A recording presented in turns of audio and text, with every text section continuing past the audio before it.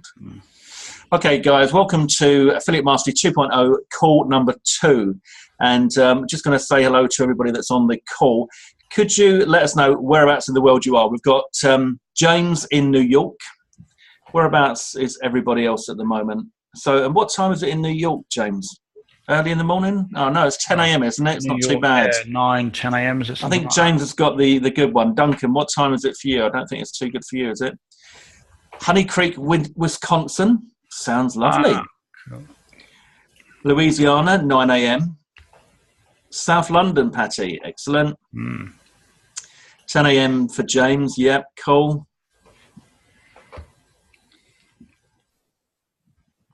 So that picture, Valerie, didn't you put a picture earlier on with like kind of really autumnal scene and all that? Was that from where you are? Was that something that you'd taken now, kind of live-ish, or is that just something you got online? Who else have we got on? So we've got New York, Wisconsin, Louisiana, South London. No, but actually it's beautiful. Yeah, I bet it is. I bet it is. Excellent. Okay, guys, well, welcome to the call. You can all hear us, which is good. And we're ready to go. We're kind of hoping that it's just gone 3 o'clock here in the UK, and we're hoping that Paul's Ice Cream Man is going to turn up because he hasn't turned up for a while. And we're missing him, Paul, aren't we? I don't think he will turn up because it's a little bit too cold. Actually, do you know what? It's actually quite warm here in the UK today.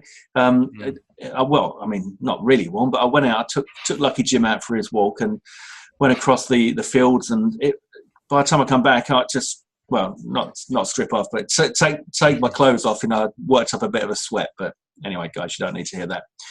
Okay, so we are going to kick off. Let me just share my screen. Okay. Well, first of all, let me share this, and then what I can do is I can come out of Facebook. You can see that, Paul? Yes. Yeah. Okay, so Paul and I have just been tagged 22 minutes ago in a post by Glyn Kosky, and to show that we were number 2 here for the Super Affiliate Top 10 for their latest launch.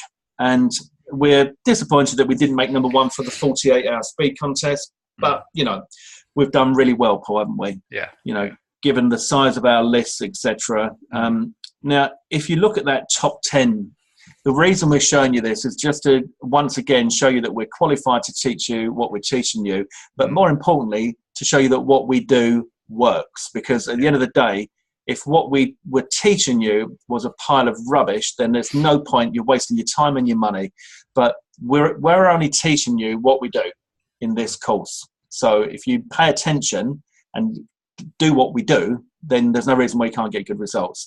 But we've got here at number 3, Brendan Mason, Dalton Scott. Now, Brendan and Dalton have released quite a few products recently, probably every couple of weeks. And so they have huge lists. Billy and David at the top there also have huge lists. Me and Paul have just got little ones. We're not afraid to say, you know, but it's how we use them. We use them very well. Sam Backer was the guy behind the JV Zoo Academy. So that was an enormous launch, a lot of power there. Andrew Darius has done a lot of huge 6-figure launches recently. Art Flair and Mosh Berry, again, huge names. Venkata, massive. Chris X is that's Chris Titan, as in Titan Affiliate. Ariel Sanders and Barbling and Dennis Becker. That is one hell of a top 10. And I've got to say, Paul, I'm proud to be sitting at number 2 on that leaderboard. Absolutely. Yeah, we were first, weren't we? I think for quite a few hours on the first day. Yeah. And then we got overtaken by Sam Baker, and then Sam was in first. We were in second for probably about 24 hours. Yeah. And then Billy and David overtook us, and then we were like up and down, weren't we, with those guys? Yeah. And now we've sort of like we're now in second, but we're still only about $400 behind Billy and David. So yeah, and that's gross revenue, isn't it? It's gross revenue, yeah. And just for people listening to this, we've done, I think, just under 8,000 between us. Yeah, that's in revenue for the actual product, and Billy and David have done about that as well. So there's not much difference between us and the first place. But obviously, when the speed contest finishes, it's the person with the most revenue. You know, even if it's $5 more, you know, you obviously still win. Well, it's one of those so close but yet so far situations. Yeah, you can look at this. Like you can actually see what we've actually done. Yeah. So we were not. I mean, actually, we made some more sales since this picture was taken. Yeah. We've made more sales since then. But at that point there, so we were about $600 or $700 in gross sales. So that is probably about 10 sales between us difference, isn't it? You know, it's not a lot. It's very, very close. Yeah. And one thing to remember is me and Trevor have tiny email lists.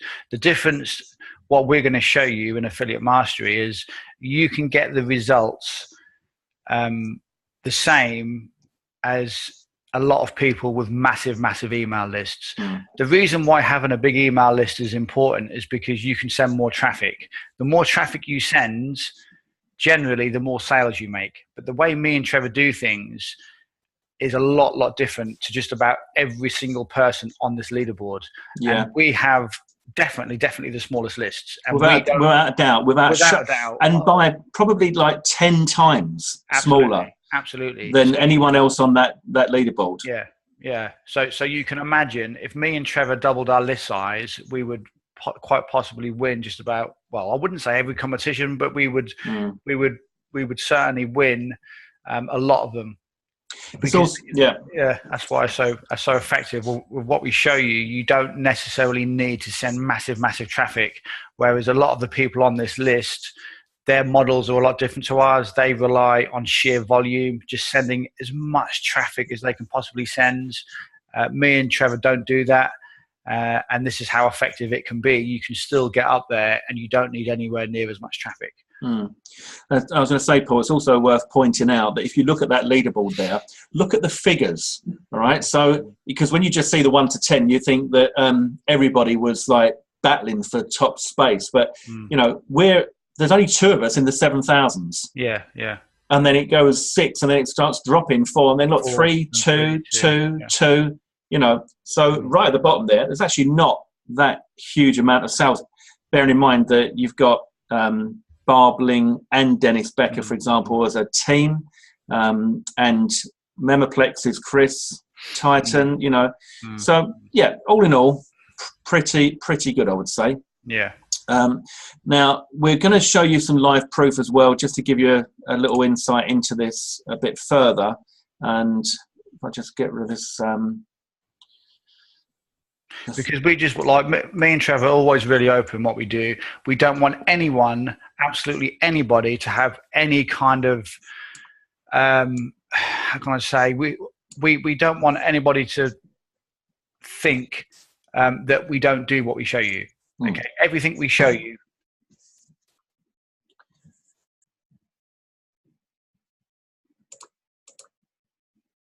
Theory, and they'll say do this or do that, you know, and a lot of the times they aren't very honest. They won't tell you exactly what they do.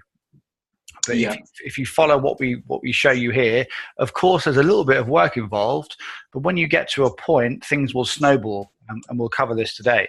Things will start to snowball and get bigger and bigger. So, as you can see, yesterday, by the close of play yesterday, and the close of play on these boards, by the way, is about 5 o'clock in the morning, which is 5 o'clock in the morning UK time, midnight EST. So it does depend on kind of what we did. For me, I did a lot of sales through the night up until just about 5 a.m. and then I've only done a few sales today, which is typical of the way the promos go. But if we go over to my stats here, and if I just go for the last 7 days, for example, and refresh this, I don't know if I can zoom in on that. Yeah, I can do. So I'll try and pull it over. Can you see that? Right? Yeah, right. Oh no, it's gone. Yep. Can you see that? Pause. Yeah, I can see that. But there. There's a little bit off at the end. Right, yeah, there you go. That's better, yeah. So in the last 7 days, I've sold 82 different products, made 196 sales, with an overall conversion rate throughout everything I've done at 14.56%. And I've pulled in $3,521 in 7 days, which is giving me an EPC of 262, an average 17.97 per sale. So this is not, it's not always as good, but it's lovely when it is. I've got to say, because it's what we're here for. This is what we do. So over the last, let me see, this month doesn't do 30 days on JVZoo, does it? No, I just think you have to go month by month. So far this month, 6,300, and I'm pretty sure that the last 30 days was 7,000. Yeah, 7,300 in the last 30 days. So pretty good, pretty good. And hopefully would also give you guys a little bit of peace of mind that, the money that you've invested in this training, you can see, it's very plausible to get your money back in this business. Yeah.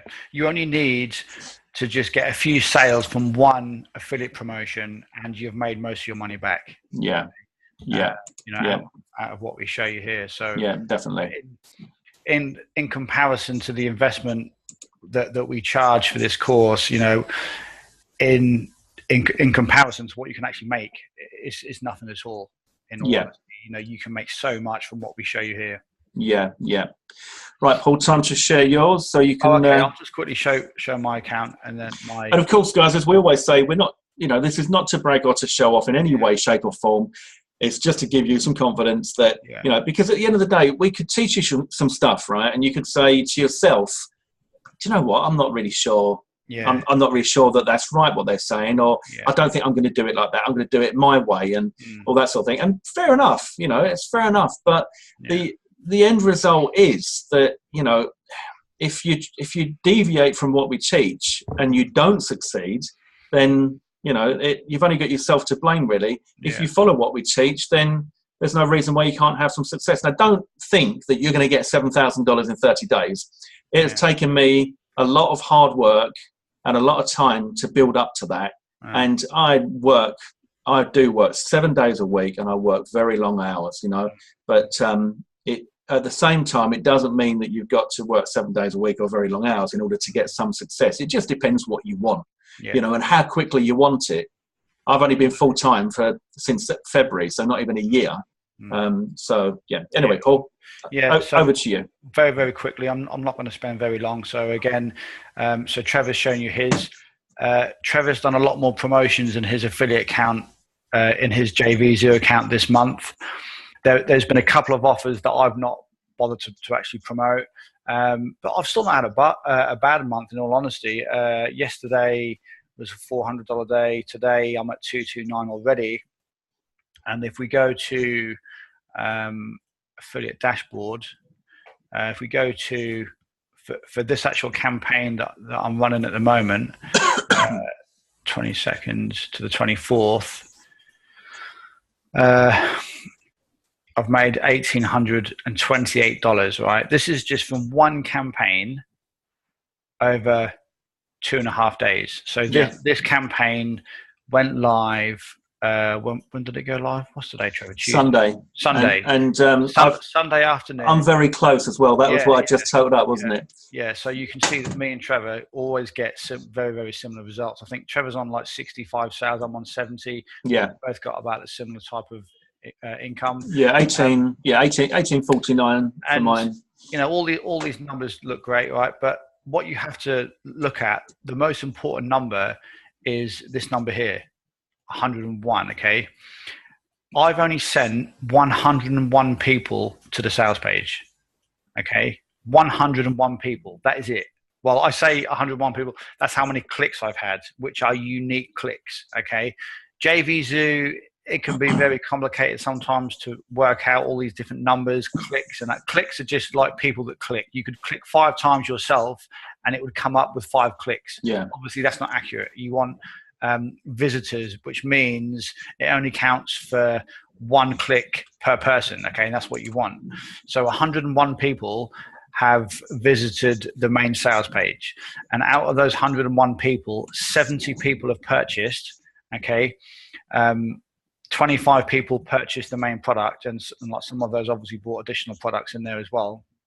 And that's made me $1,828.94 since Sunday afternoon. Yeah. And so, and the point is what Paul's making there is that I'm just looking at Paul, 25 front end sales, right, is all you've needed to achieve. Yeah. To earn nearly $2,000 in 2 days. Yeah. And only just over 100 people sent there. So, people, yeah.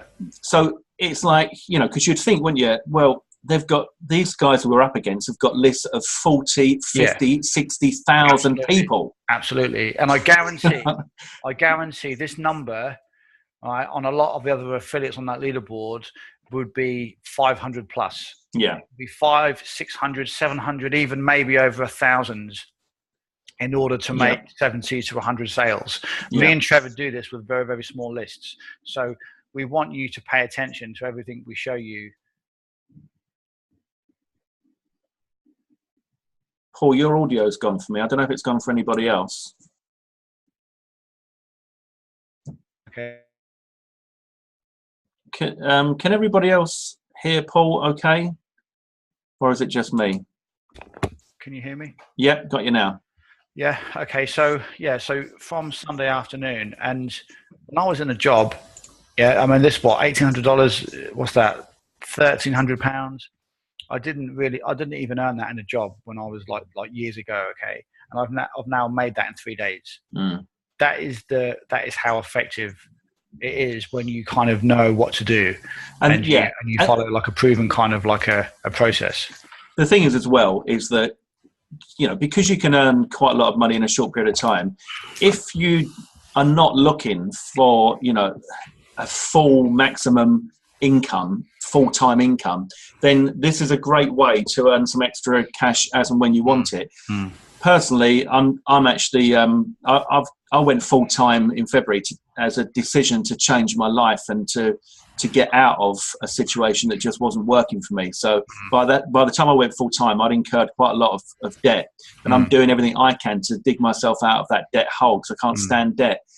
So that's why I work my balls off 7 days a week. But you don't have to. I mean, you can see that what Paul's achieved there in a couple of days is for a lot of people would make a big difference. Yeah, and these are some of like the other different campaigns that I've run in JVZoo. Bearing in mind, me and Trevor use Warrior Plus and JVZoo. Yeah.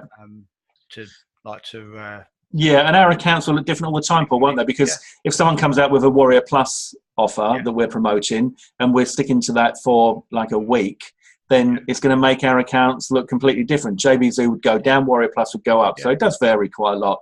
Absolutely. Right. Okay. Right. So enough of that, buddy. I'll stop that. And then. Okay. Right. Just before we move on, let me just go through on the questions. Duncan says the old fart is here. Welcome, Duncan. You're not an old fart, mate. You're all good.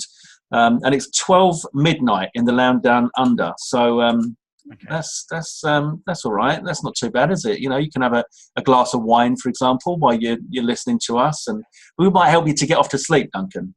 Duncan. Okay, now Paul's gone. Okay, so that's all done. Just get rid of those questions, and then we're going to go over to the presentation. Okay, let's just share my screen. Right. Yeah. So now because I know what it's like. I've gone through courses in the past, and I've been sat there on like a webinar, and people show you all this stuff, saying, "Right, this is the best way to do this," and you sit there and you're like, "What you're showing me right now, does it really?" Just kind of like feeding me BS, and that's why me and Trevor really want you to understand, and we really want everyone to kind of know 110% that this is what we do, because I know how bad it can be when you don't really believe that what you're getting shown is the truth. Okay. Yeah. And so Duncan says the affiliate dashboard, is this available for the general public to see? No, that's our back office that shows our affiliate earnings, and only if you've got access, as in a login and a username, can you get to see that? The stuff that you can see would be us on the leaderboards. You can see leaderboard positions. So by now, guys, you should have a Warrior Plus and a JVZoo account. So you should be able to log in and check yourself to see what's happening. And you need to get familiar with that. Yeah. But you could go in and you could see who's on the leaderboards, you know, and who's kind of rocking and rolling out there. So, okay. So we've done the live proof. Now we're going to cover the exact business model to use and how to customize everything. Okay, so About Me page, set up YouTube channel, first post, etc., etc. We'll run through these. Yeah. I've not put these onto separate pages, Paul, so we've got that, and then we've got the previous one. So I'll just leave this page up for now.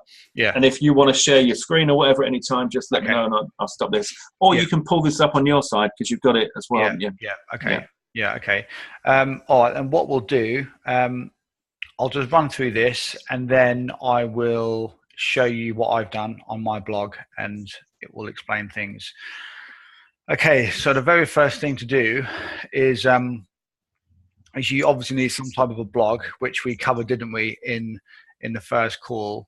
Now you need some type of a blog. Now this doesn't matter what niche you're in, what market you're in, you need a blog and you need an About Me page. Okay, it's all to do with building some trust, credibility, and authority. So when people come to your blog, they can learn more about you. Yeah. There's so many people that work online that like to sit in the background and just pretend to kind of not exist, but yet they want to make all this money. Okay.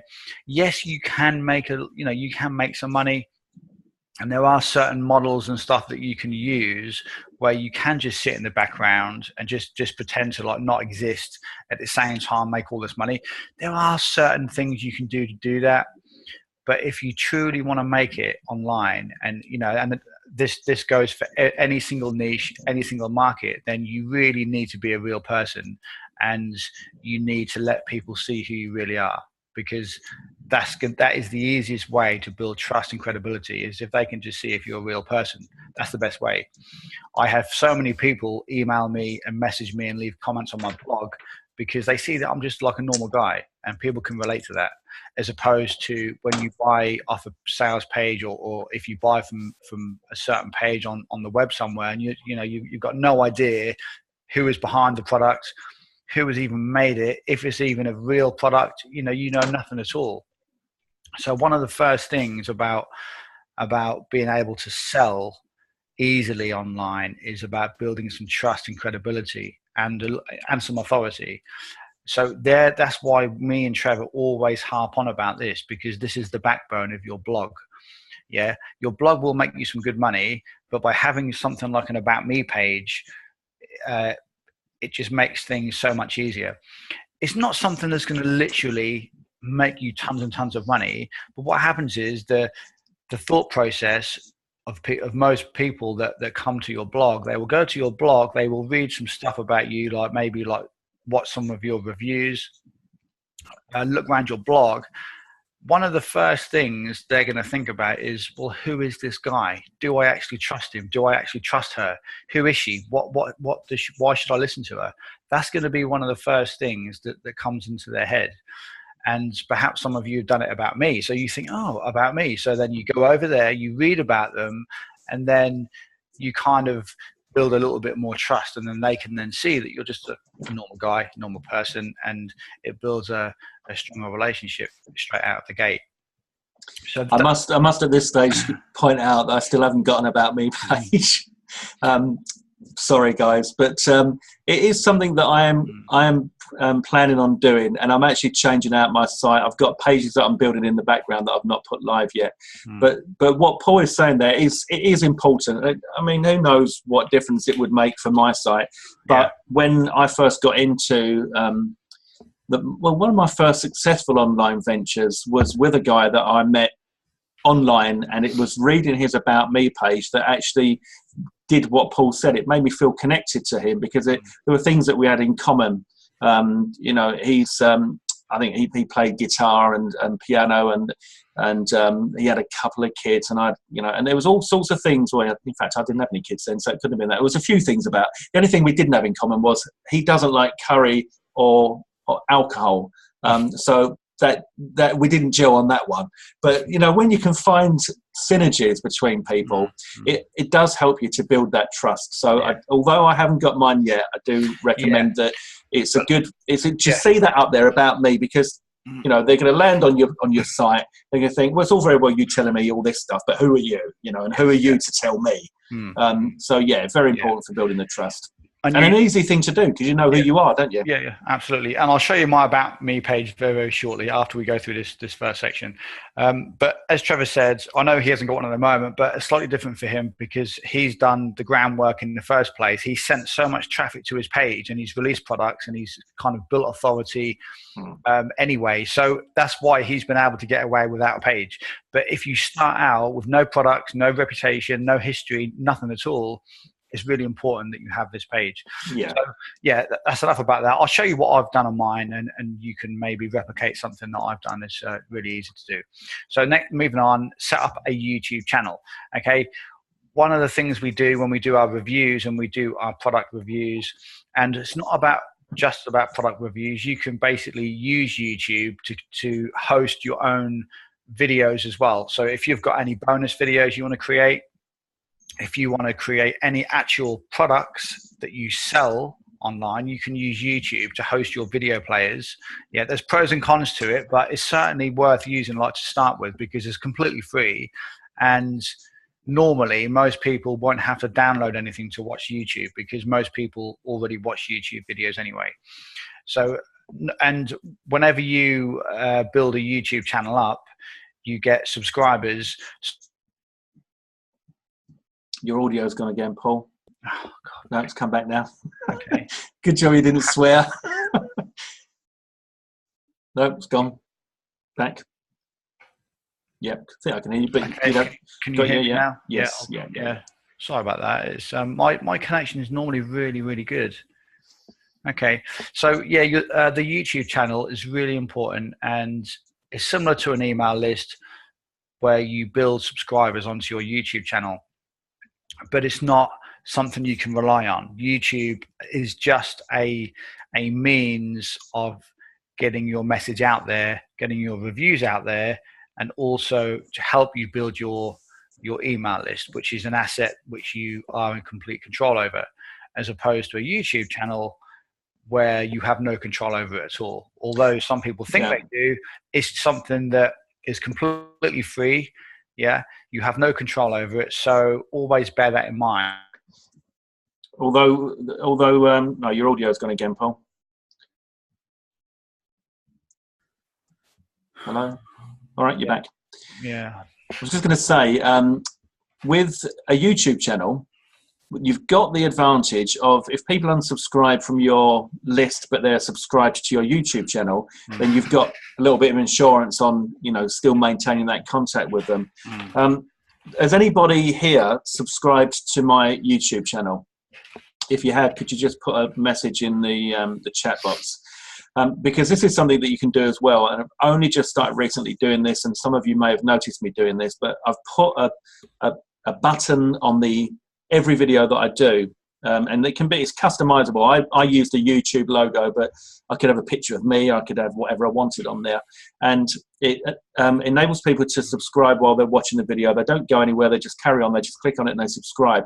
But if you give a call to action and ask for those subscriptions on each video that you do, then you can start to build that channel up. Now, this never occurred to me. I only ever used YouTube as a vehicle for presenting or for embedding my videos into my site. And then I just noticed some people were really kind of having some big results with YouTube. So I thought I'd start building it.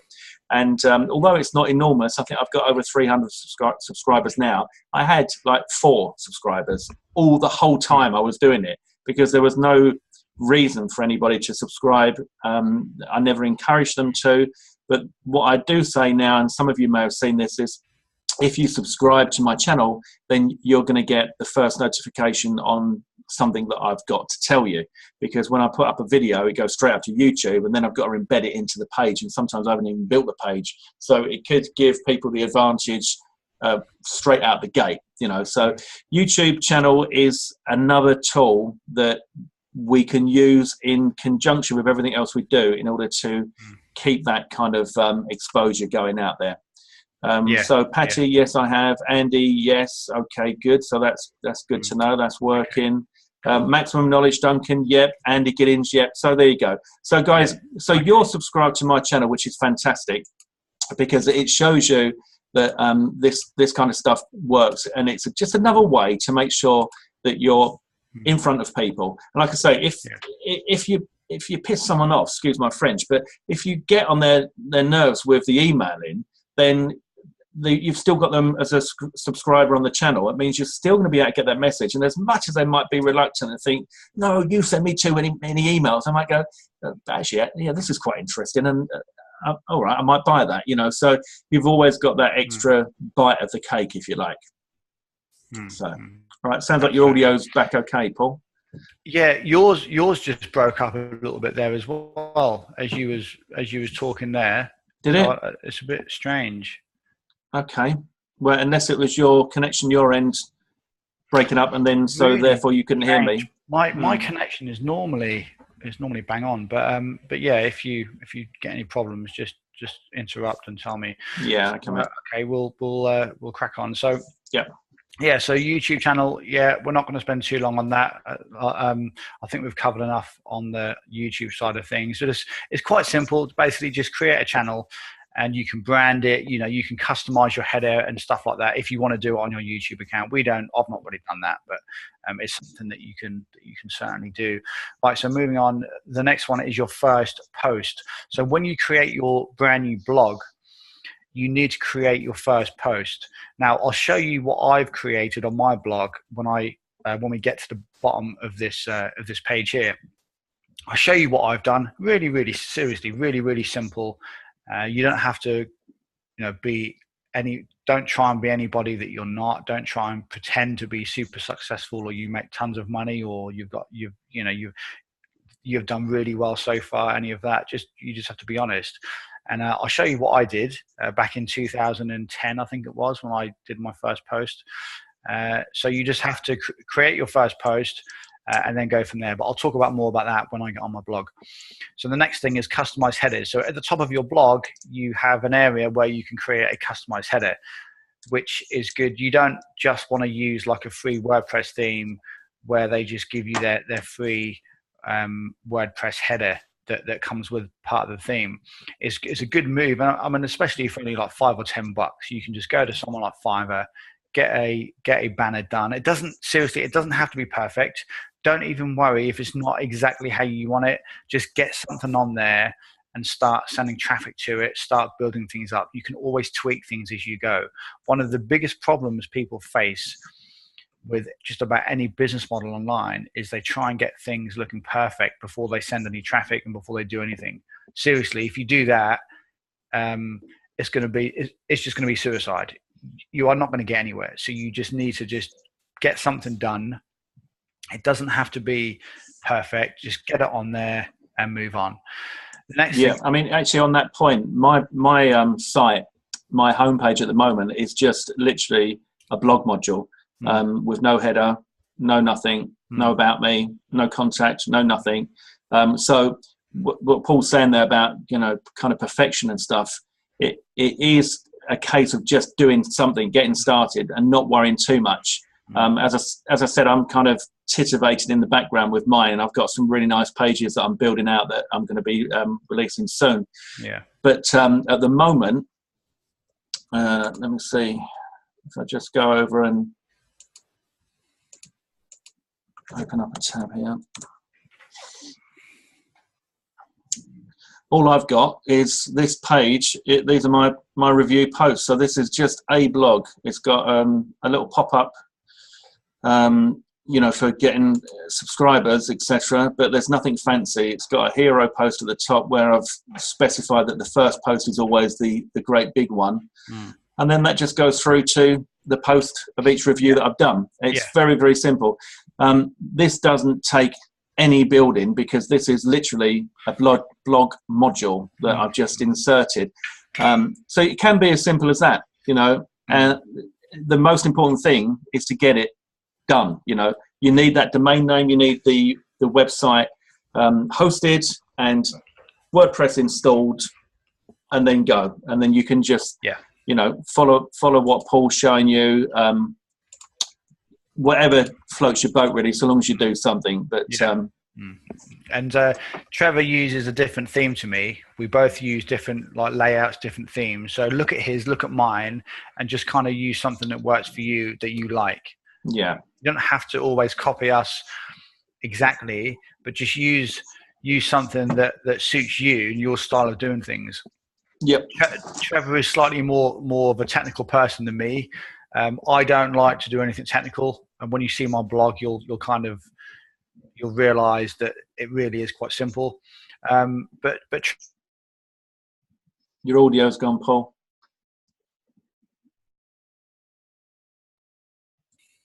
Can you hear me now? You're back. Yeah.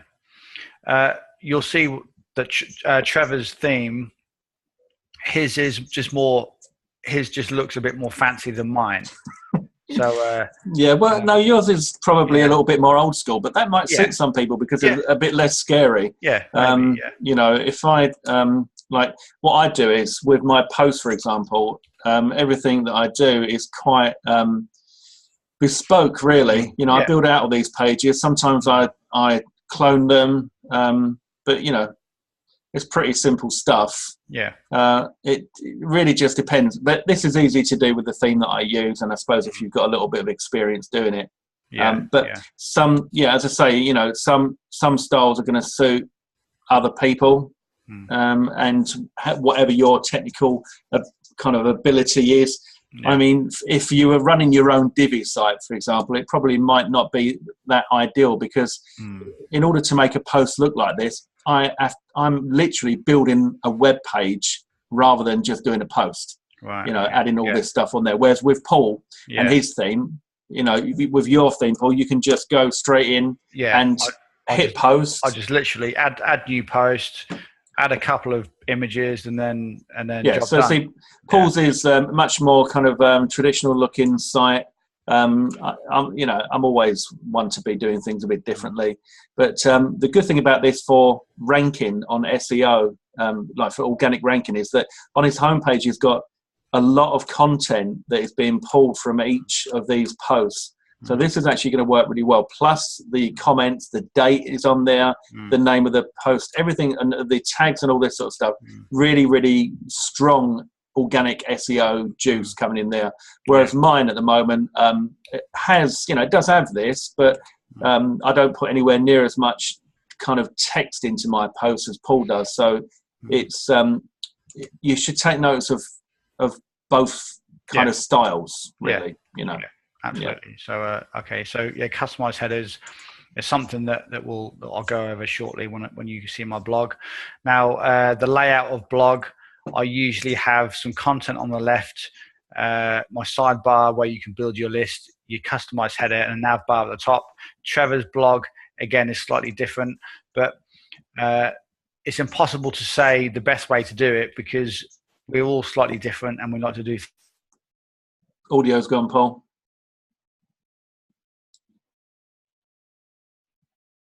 Know what's going on. Yep, you're back. Yeah, I mean, it's what this is a thing, guys, that you can watch this training and you can see that both of us are doing almost the same thing, but with a different style. That's all. You know, we've got different personalities, and our personalities will come through in how we choose what we do, etc. But the important thing is, look at what we've achieved. And you look at this promo, we've done almost the same amount of sales and almost the same amount of revenue in 2 days. Crazy, right? Yeah. And we're both teamed, and we're both at number 2 on that leaderboard. So it's crucial that you just do it. All right? Don't think about doing it, just do it. However it looks, it doesn't matter whether it looks like mine or Paul's or nothing like either. You need that website. You need the ability to produce a review page and follow what we teach you. Yeah. But if you don't do it, you're never going to achieve anything. So don't worry about what it looks like or perfection or anything else. Take imperfect action and just do it. Absolutely. So the layout of blog you'll see in just a moment when I show you on the blog, the setup of list. Now you need some type of a freebie list. We will show you how you can make some commissions and some money without having a list. But for even if you didn't have anything free to give away, you can just get people to join your email list so that they can join your list so they can read more of your reviews. So in the event that you have nothing to give away, you have no expertise in anything anything online, just put an opt-in box in your sidebar and say, would you like me to send you more reviews or something like that? And you can do that. On that point, I don't know if this is going to pop up again. I think it's only going to be per session. That thing that popped up. Yeah. I think that's every number of unique views. Yeah, I set it. I did have it for all the time, but then I set it per session. But the thing that popped up down the bottom there on my site, that is bringing me in. I mean, sometimes 10 or more new subscribers a day, and sometimes 20. It's been quite an eye-opener, actually. So it just shows you, because I didn't have anything on there. I mean, it's not that I can't be bothered. It's just that I'm so busy every single day. But the stuff that Paul's telling you on here, a lot of it I haven't got and should have. But now I do have that ability to get an opt-in. You must have that ability. And all mine says is, do you want to be the first to know when I've got a new review? I'm not giving anything away. Yeah, exactly. But I will be giving stuff away, and I'm going to be having all that on there again once I've finished it. It shows you what you can do. So if you've got no list at all, you can start building that out just by having that opt-in on your site. Yeah, absolutely. So the setup of lists. So this goes into the freebie lists and buyers lists. I'll log into my Aweber account in just a second, and I'll show you what I do. So freebie lists, where you just give away free information, or if it's just like a list where you can tell people about your brand new reviews, and also buyers lists, which is important because if you launch any product, you need to segment your buyers, and I'll show you how to do that in just a second. And you can either maybe get some PLR or create something yourself, create value. And this goes... we're talking about if you want to build your list of we say freebie seekers, basically people that want some free information, which is absolutely fine. You build your list, build some relationships with the people that join your email list, and you have something to sell. If you don't have anything to sell, then just build a list and send people back to reviews when you do reviews. That's absolutely fine. If you do have a product to sell, that's brilliant. You can send them to an opt-in page, where they get some free information, and then on the next page after they've entered your email list, after they've basically entered your squeeze page, you can send them to your paid offer. Okay, and say, hey, before you go, this is some training on XYZ. You might be interested in this. Here's what it does. Here's how it can help you. Blah blah blah blah blah. And you can go into your pitch and sell your product every time somebody enters your email list. But a lot of that really depends on the model that you want to use online. You might have your own products. You might just want to be an affiliate. You might not care about having your own product. You might not know how to create your own product, and that's fine. And if you just want to build a list at the moment and just sell affiliate products because it's easy and you just want to make a few bucks at the moment to kind of get things moving forward, that's fine. Don't worry about product. If you do want to create a product, then you can you obviously need to create some value in the form of an ebook, video course, whatever it may be. Go and get some PLR, rebrand it, reword it, create something this unique to you, and then put it together.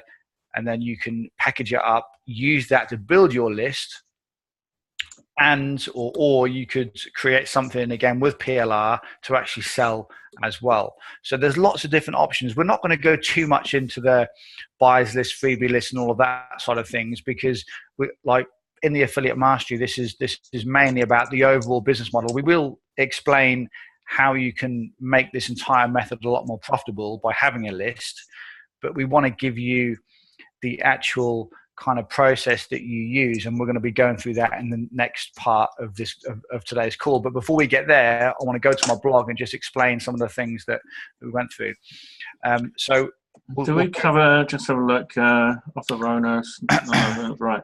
Yeah, so just where it mentions there about the PLR, just to say, what I'll do is I'll give you guys my ebook called Pimper. If you haven't already got it, I'll give it to you, which will teach you how I took a piece of lame PLR and pimped it into a product that I launched that kickstarted my career. What you don't want to do with PLR is just get PLR and think that you can just give it away as it is, because 99.99% of PLR is absolute trash. It really is. And sometimes they might put a fancy cover together, but I'll tell you what, you look into this stuff and it is absolute rubbish. But what I show you is how to pull it apart, basically break it apart and put it back together, looking a lot better with a lot more content that's a lot more valuable. So I'll give you guys a copy of my Pimper PDF ebook so that you've got that, and that would be good for you. We'll show you how to have something of value that you can give away to build your list, and also something that you can actually sell as a product and launch. Yeah. Okay. Right. So if I just quickly share my screen, Trevor, then I'll just show everybody what I'm talking about with some of these things. So right, can you see my blog? I can. I'm just going to answer this. Andy says PLR rights are a bit confusion. No, I can't see your blog yet. Yeah. Can you hear me? Right. So Andy, PLR rights. Yeah. Basically, private label rights. I can see your blog now, Paul. It gives you the right to do whatever you want with it. Cool. But the thing about it is that it treats it as like a kind of template to work from. So if you get a piece of PLR, it could be an ebook. You can read. You can either redo it or you can give that away as it is. You've got the rights to do whatever you want. You can rename it. You can put your name to it. But what I advise is that you take that as your template. You rewrite everything. You can take an ebook and turn it into a video course just using the content that's in there. And I teach you how to do that as well. And that then gives you something of quality. But it does mean if you've got PLR rights, you've almost always got the right to do whatever you want. So it's the biggest, highest level of kind of, rather than master resell rights and all that sort of things, the top level. So, okay, Paul, you're frozen on my screen. All right, you've come back.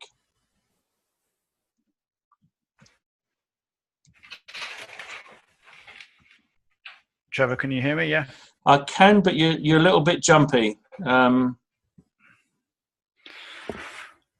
Like, I don't know what's going on with this. No. Really strange. This is the first time I've had problems my end like this. I rarely get problems like this. Yeah. Okay, can you hear me now? Yeah, you seem okay at the moment, mate. Yeah. So go on, and if anything happens, then I'll let you know.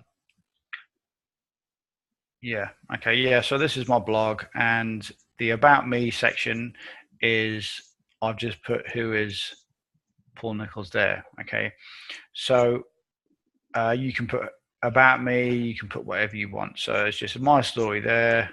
I'll bore you with all the details, but that's just my story there. Okay, and I've got an opt-in box at the bottom there. This is a free WordPress plugin that you can use. If you just go to Google, they change all the time. There's things coming out all the time. So you can just get a free WordPress opt-in box plugin, put it on your site, and you can choose where it appears. You can do it so it appears under each post, under each page. You can do it so it appears on certain pages and not on other ones. You can customize it. It's really easy to do. Now, another thing I've got, this I would say is related to the About Me. It's just like a my story kind of page, how I kind of went full time. It took me like 4.5 years, but it's a story. But again, this all helps to build some credibility and trust with the people that come to your site. I've also got a link to my YouTube account there. I've also got a link to my Facebook account there. So yeah, be sociable, have some different links on there. and you can see the layout I use. Now, don't think that this is the layout you have to use, because as we showed you on Trevor's blog, he does things slightly different and he still gets lots of subscribers. So you look at mine, look at Trevor's, and then you can get like an idea from both.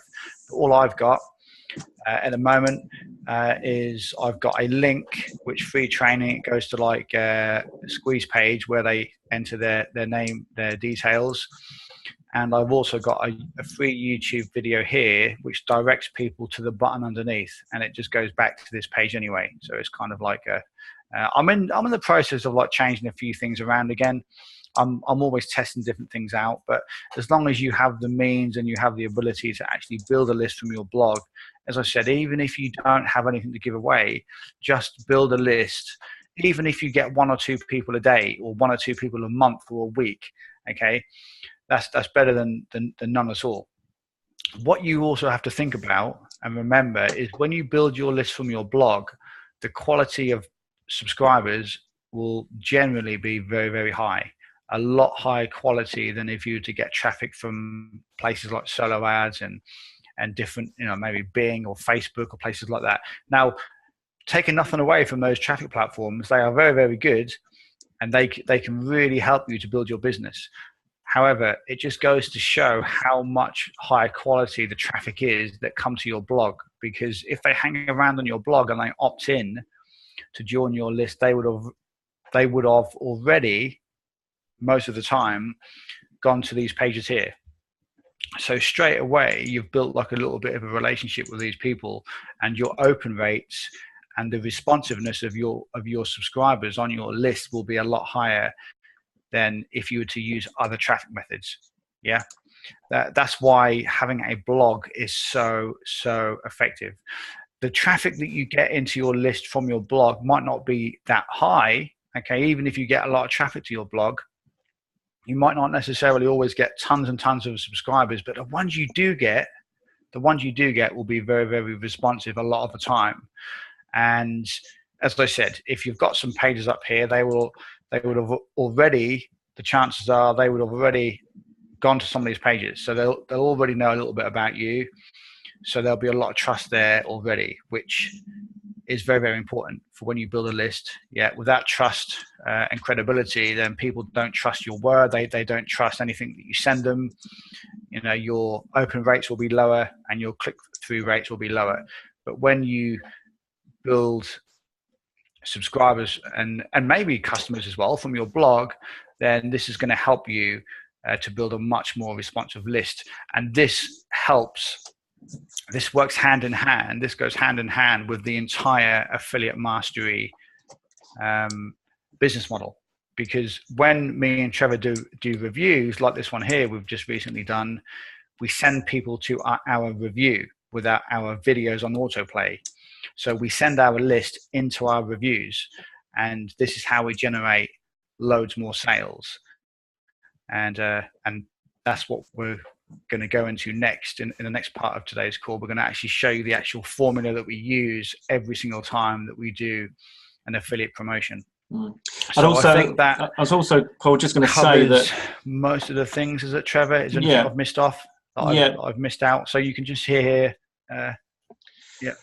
I was going to say that if you need to get your ability to, you need your opt-in box or your button that leads your opt-in or your opt-in fly up like I've got. You need to get that on as soon as possible, because I've missed a trick. I'll tell you what. I mean, I've had 2 sites running, and I've kind of migrated from one site to another. The first site, I've always had an opt-in, a very powerful opt-in that generates still opt-ins every single day, and it gives away a free gift. But I just didn't bother using it on floss.net because I was using that solely for reviews. But I've since discovered that when I'm sending people over to it from whichever method I'm using, I'm getting subscribers. So if you've got no subscribers, but you've got your site and you've got some information on there, for example, your reviews on there, then it's very easy just to jump onto Facebook and start directing people over to your blog and your site and getting subscribers. I've been testing that recently, and I've been getting subscribers coming through that method, which means I've been able to continue to build my list actively as well as passively. And that's what you guys need right now, because you just want to get a few subscribers. I'm sure it would be great to think that if you've got no list at all right now, that in the space of a week, you could realistically, like say, have 50 new subscribers on your list. And then you could, when you do a review, send it out to real people and have a real good chance of getting some sales. And as simple as that, you know. Absolutely. So, okay, so I think that covers everything on my blog anyway.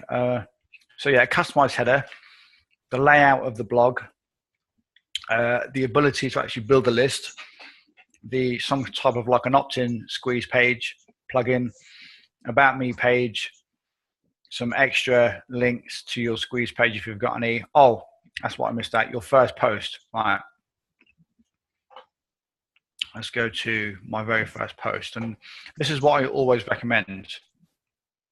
Now, when you first build a blog, of course, no one's going to know that your blog even exists. No one really cares who you are. Okay, I'm going to be honest. You have to build things yourself. It takes a little bit of work, but over time, you just build a little bit of authority.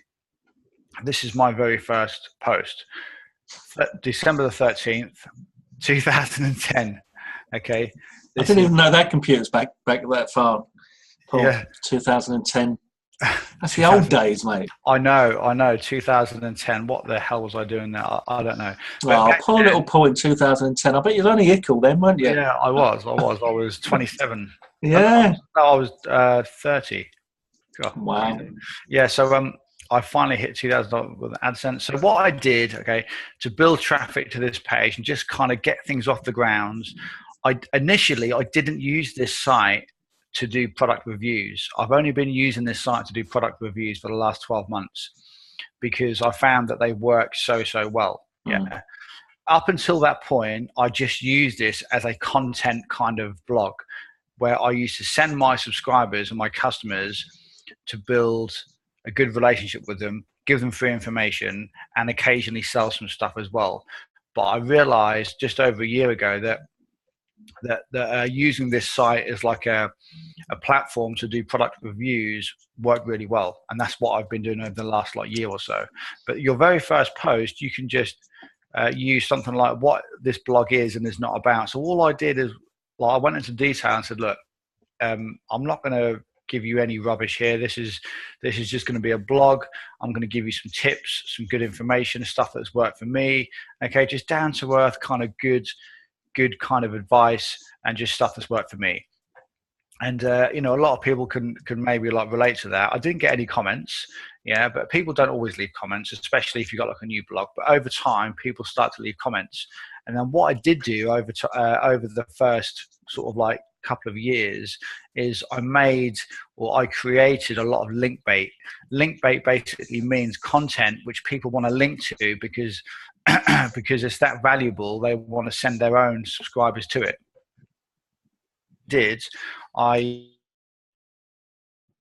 Paul, your audio's gone, mate. Sorry.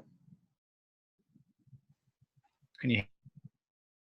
I heard. Can you hear? Can you hear me now? Yes. Yeah. Okay, we're back. So if we go to the next page, so you can see. Where are we?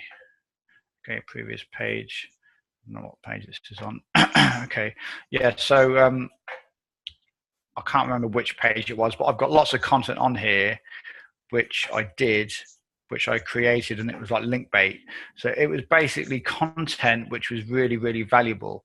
Yeah. So yeah, the 22 awesome internet marketing weapons that you should arm yourself with.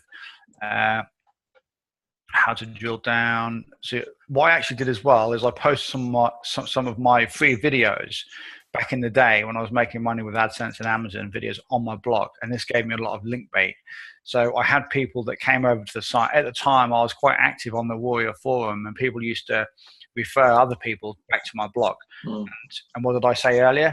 If you build your list from your blog, it's obviously a good way to build your list, and that's what I used to do.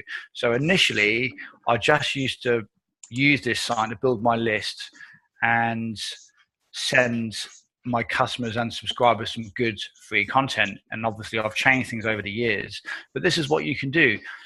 Just because me and Trevor now use our blogs. Audio's gone, Paul. Back. It's back. Okay. It doesn't mean that you can't use your site initially for some good content. Okay. Good articles, good content, but you have to write everything yourself. Yeah. Andy Giddins has just said, what do you recommend with regards to the mix of content versus review posts? I would say, Andy, that to begin with, you want to get as much content on as you can regularly, so that maybe if you could aim for at least once a day posting a new article that's got several hundred words in it, and wherever possible, an image or two and some video, then Google will start noticing your site.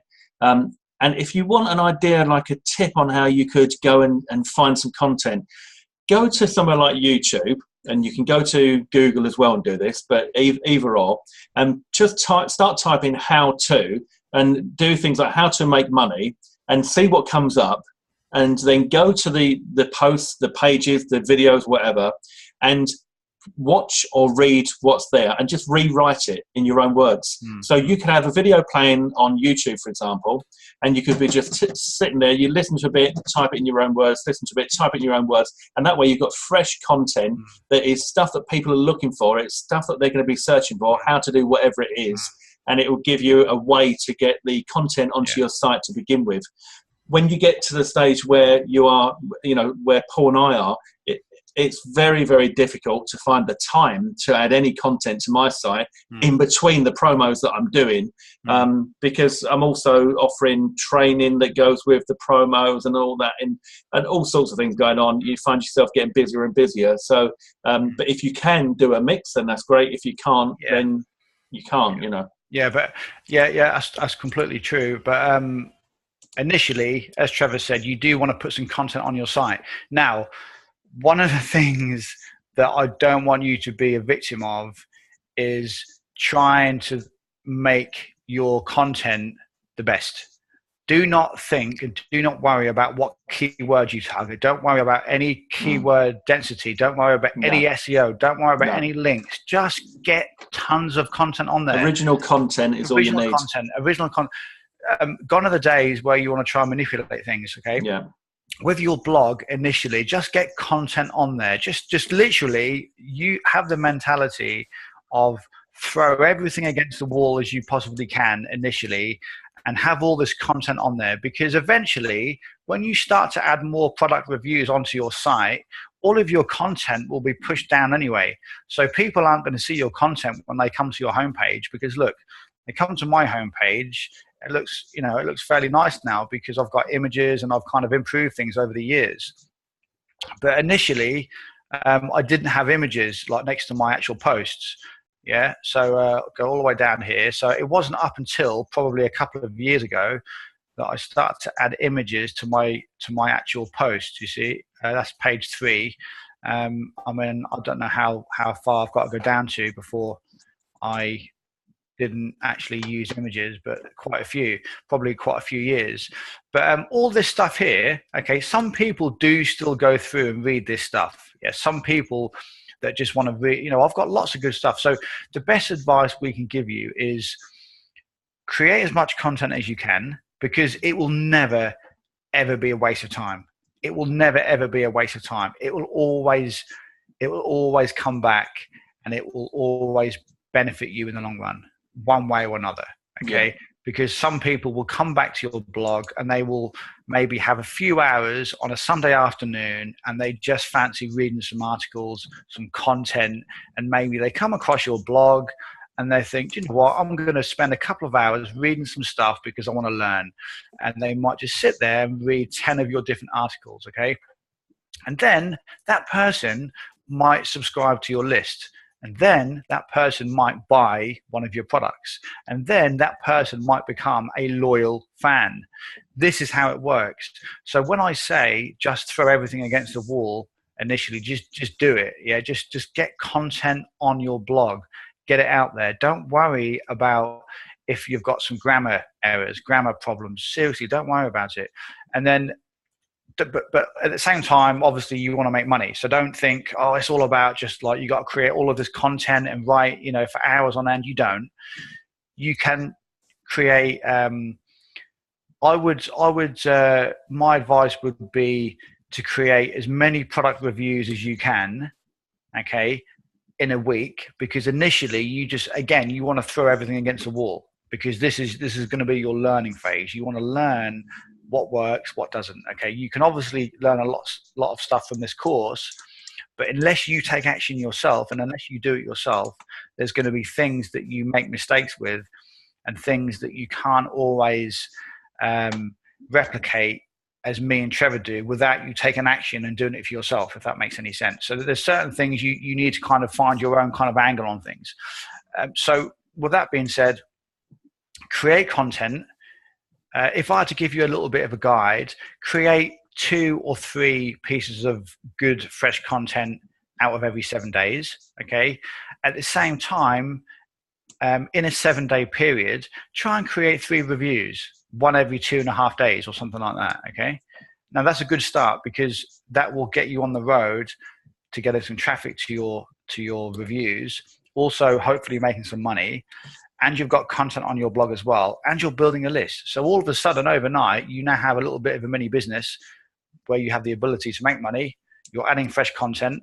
You've got good reviews. You're building a list. You're building your brand. You're building your, so this is how it all kind of comes together. Yes. And what we're going to go through next is the next part of the call, where we actually give you the actual structure of what we do every single time we. Your audio's gone. Yeah. Oh, you're back. You're back. Yes. So the next part of the call will be the actual affiliate campaign process that we follow every single time. Yes, absolutely. So, did that make sense, Trevor, what I just kind of said? It did. Yeah. It did. Is it my screen you can see now? Yeah. Can you see mine? Yeah. Yes, it did. What I was going to say, actually, while we were on that. Oh, I didn't go over my list, did I? I was just going to quickly cover a couple of things to do with Aweber and just how to build your list and how to quickly. Yep, no problem. Okay. What I was going to say was, while you're sharing your screen there, is you should all have been doing your homework with regards to Facebook, and either setting up your new Facebook IM profile, or if you're happy to build out your general kind of IM profile, then whichever one you've been using, you should have been friend requesting affiliates and JVs that we showed you how to identify these people, and building that IM presence and building your brand, so that when it comes to you asking for affiliate approval, you've got more of a chance. Mm-hmm. So hopefully you guys have been doing that. If you haven't, you need to start doing it. That's one of the easiest things that you can do, is start building that kind of brand on Facebook. Just go in and commenting, liking, loving, laughing, do whatever you need to do, just to interact with as many people as possible, so that you keep coming up on their timeline and they keep seeing your name and your picture. And then when you go to them and say, oh, hi, buddy, can I just get review access for your launch that's coming up next week? You won't be a stranger. Even if you've got no sales at all, they might say, oh, yeah, you haven't, I see you've requested, but your sales are low. You can say, yeah, I'm training with Trevor Carr and Paul Nichols at the moment. Don't worry, I'm going to be sending the traffic through to my own blog, my own site. So your EPCs are going to be safe, and then that's going to be the easy way in for you. But you've got to start building that brand. Absolutely. Well, there's a couple of things I'm going to cover to do with the list side of things. I'm going to cover one little thing now. Then we're going to go through the entire affiliate process that you need to follow every time when you do a review to make some money. And then I'm going to come back here and I'm going to show you how to put the icing on the cake, so to speak. What we do every time we send traffic to an affiliate offer, and we're going to show you what we do. So I'm not going to show you that until after we've gone through the process that we're going to go through in just a few minutes' time. But very quickly, if you want to build a freebie list from your blog, you can just come into your Aweber, and I've got like some freebie list. You basically just go to create a list. Okay.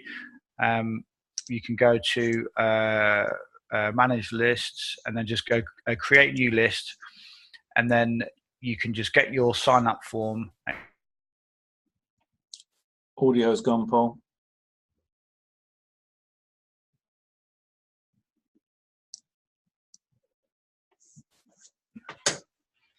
Can you hear me now? I can hear you now. Yeah, sorry about that, everybody. It might just be me. Maybe is everybody else losing Paul's audio, or is it just me? Is it because it might be my end? Really strange. Let us know in the chat box if you can. Really, really strange. Yes, Valerie is losing. I take it that means I should have said if you are losing Paul's audio, put yes. Yeah. I should have made that clear, shouldn't I? Okay. Yeah, Paul keeps dropping out. Yeah, so it's your end, Paul. That's really strange because I've usually got a really good connection. I don't know why, but yeah. So just briefly, so if you want to build a list from your blog, you just need to come here and create a list, okay, and then have some follow-up messages in place. If we go here, this is one of my freebie lists, and then you have some follow-up messages in place, and then you can use the plugin which we showed you about in the video earlier on my blog, where you can build a list automatically through your blog because it's all connected to your actual autoresponder account. Yeah, it's really simple to do, really, really simple. So you just install your plugin on your blog, and then you just have to come to your Aweber account or GetResponse account, whatever account you use, and then you just put some details in the plugin, and then every time you get a new subscriber, the new subscriber will be added to your list, and the first message will be sent out automatically. And that's really the best way to do things. So you just get your sign up forms, and then so these are just like a few campaigns that I've ran recently, but you go to sign up forms, create a new sign up form if you want to do it like the manual way. Otherwise, you can go back to your blog and then just put in the plugin that you get, which you put on your blog, the actual opt-in plugin. It will ask you for some basic information. Yeah, you just come back here, get that information, put it in the plugin, press save, and it will automatically all be connected. It's really, really simple to do. So there isn't really much else to kind of do on that side of things, but that's how you can build your freebie list. Your buyers lists are all going to be segmented like this. Every time you release a new product, we always have like a different list for each one, but I'm not going to cover much more about the list side of things now until the end of the video or the end of the webinar, because we're now going to go through the actual affiliate process that we use, where everything that we've explained so far will kind of make perfect sense. Yes. All right, I'll go to stop share. Okay. Right, so the 10 steps to affiliate commissions. This is pretty much all you need to know and to do. And we've simplified it into 10 steps. So it should take away any feelings of overwhelm and information overload, etc. So I'm just going to go through quickly, and then we'll go through in more detail. Yeah. First of all, you need to find an offer to promote. And every single day there are copious amounts of offers being launched. It's a quiet day if only 3 offers are being launched. But you could see days where 7, 8, 9, 10 different products are being launched. You'd find that, well, we'll go into details. We find that on Munchart. We'll go into that in a second. You need to try and get access to the course, review access. So as we said before, build that relationship so you can ask for the review access. If you can't get review access to begin with, if it's a cheap enough course and you like the look of it, then you can always buy it yourself and spend, $7 or whatever, and you've got full access to it then. But you also need to get approval in order to be able to promote that as an affiliate. So that's, again, coming back to why you should be networking in Facebook. You need to be known to these people, so you're not a stranger. So even though you've got low results, you can actually get some results. But by all means, name drop Trevor Carr and Paul Nichols. So you're going through affiliate mastery coaching with them. You'll be sending your traffic through to your own site, and that way you won't affect their EPCs, and you expect to get high conversions. So you create a review video, you upload that to YouTube, as we said earlier on. You create a review post and you embed that video into your review post, which is on your site that we've just gone through. You offer some bonuses in order to entice people to buy through you. Then you send it to your list on what's called a pre-sale, which is 24 hours before it goes live. And then about an hour before it goes live, you send a reminder saying, I told you about that thing and I showed you that video. You've got an hour. Why don't you go and check out the video now if you haven't had a chance to? And then when it goes live, boom, you go through and you send it again. Then we send through to non-opens that don't open the offer, and we rinse and repeat. That is the whole system in a nutshell, and that probably took me about a minute to explain. That's everything that we do, Paul, isn't it? That's it. That is what we do. Now, do not, whatever you do, think this is too simple. If you for one moment think that this can't be that simple, there must be some kind of a secret. There isn't. Okay, seriously, there isn't.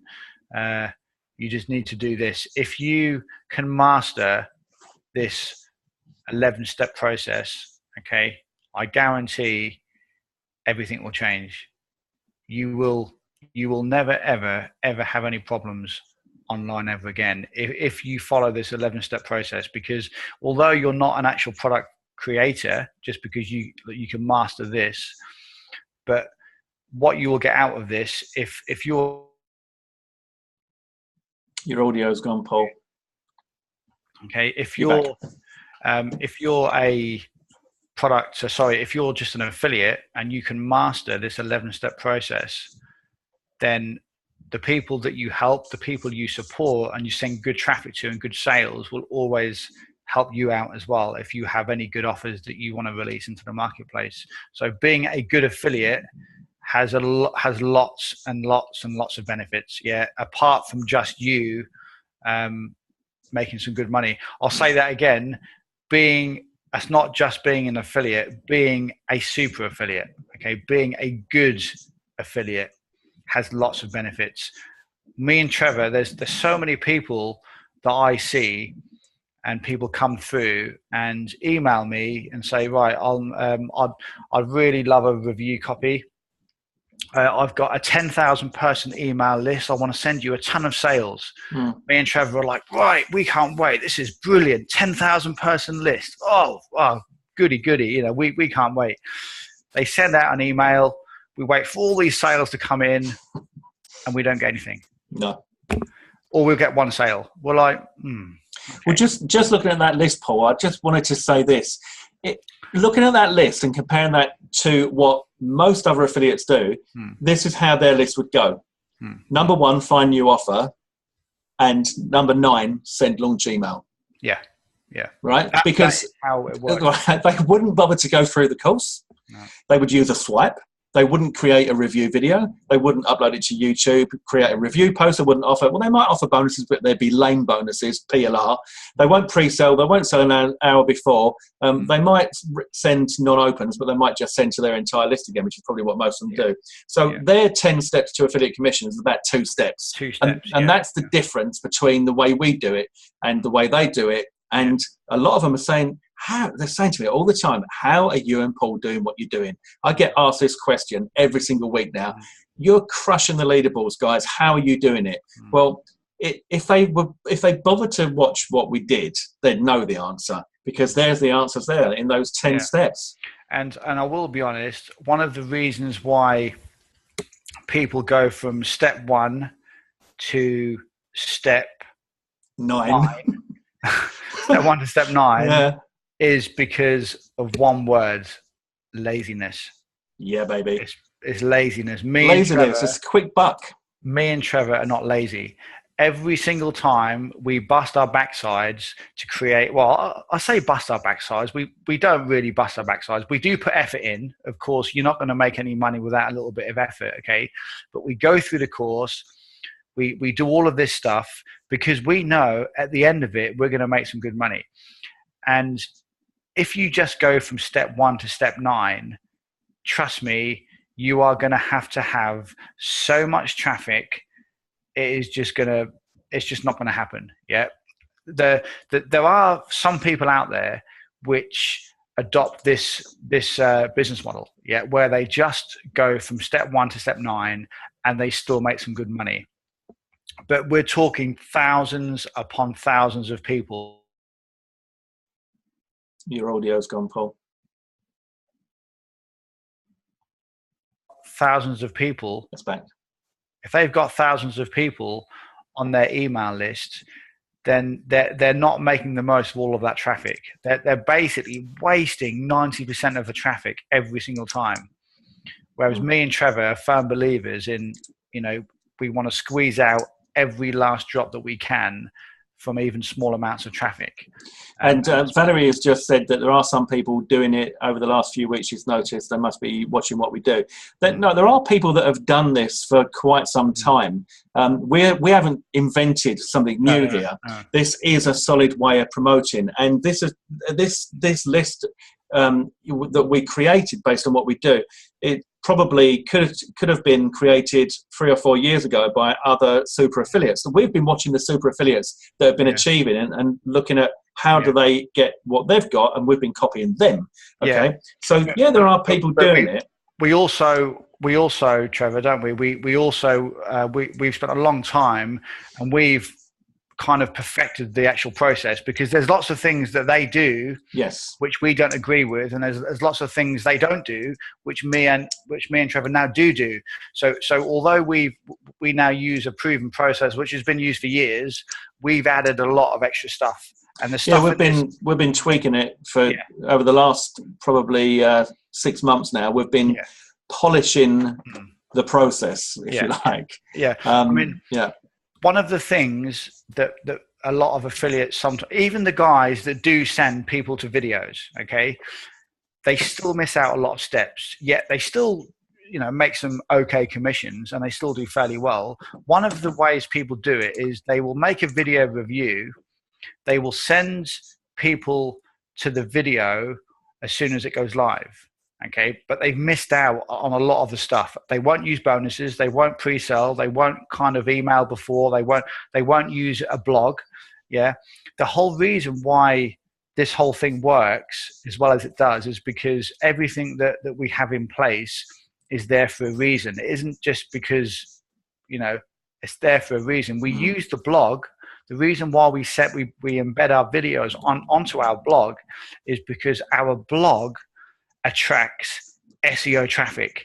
It attracts traffic from all types of areas over the web. So what you do every single time, it's a compound effect. You basically compound the traffic over time, and all of this traffic comes in every single time, and over time Google rewards you with more traffic, because you're getting more traffic onto your blog. It gets socially shared. You get more links. That's just the way the web works. And everything that there's in this list is there for a reason. So if you miss any of the steps out, then the chances are it's not going to work. You're sowing the seeds for the future, is what Paul's saying there. With the site, the more information you put on that site, the more chance you've got of getting traffic coming through, and that traffic converting into buyers. Valerie has also said here, Paul, it's true your videos are very powerful. You become a familiar and friendly face, trusted. I've gone through this process with you. Your bonuses make a huge difference, much better quality than the other guys. And that is what we're teaching you here, Valerie.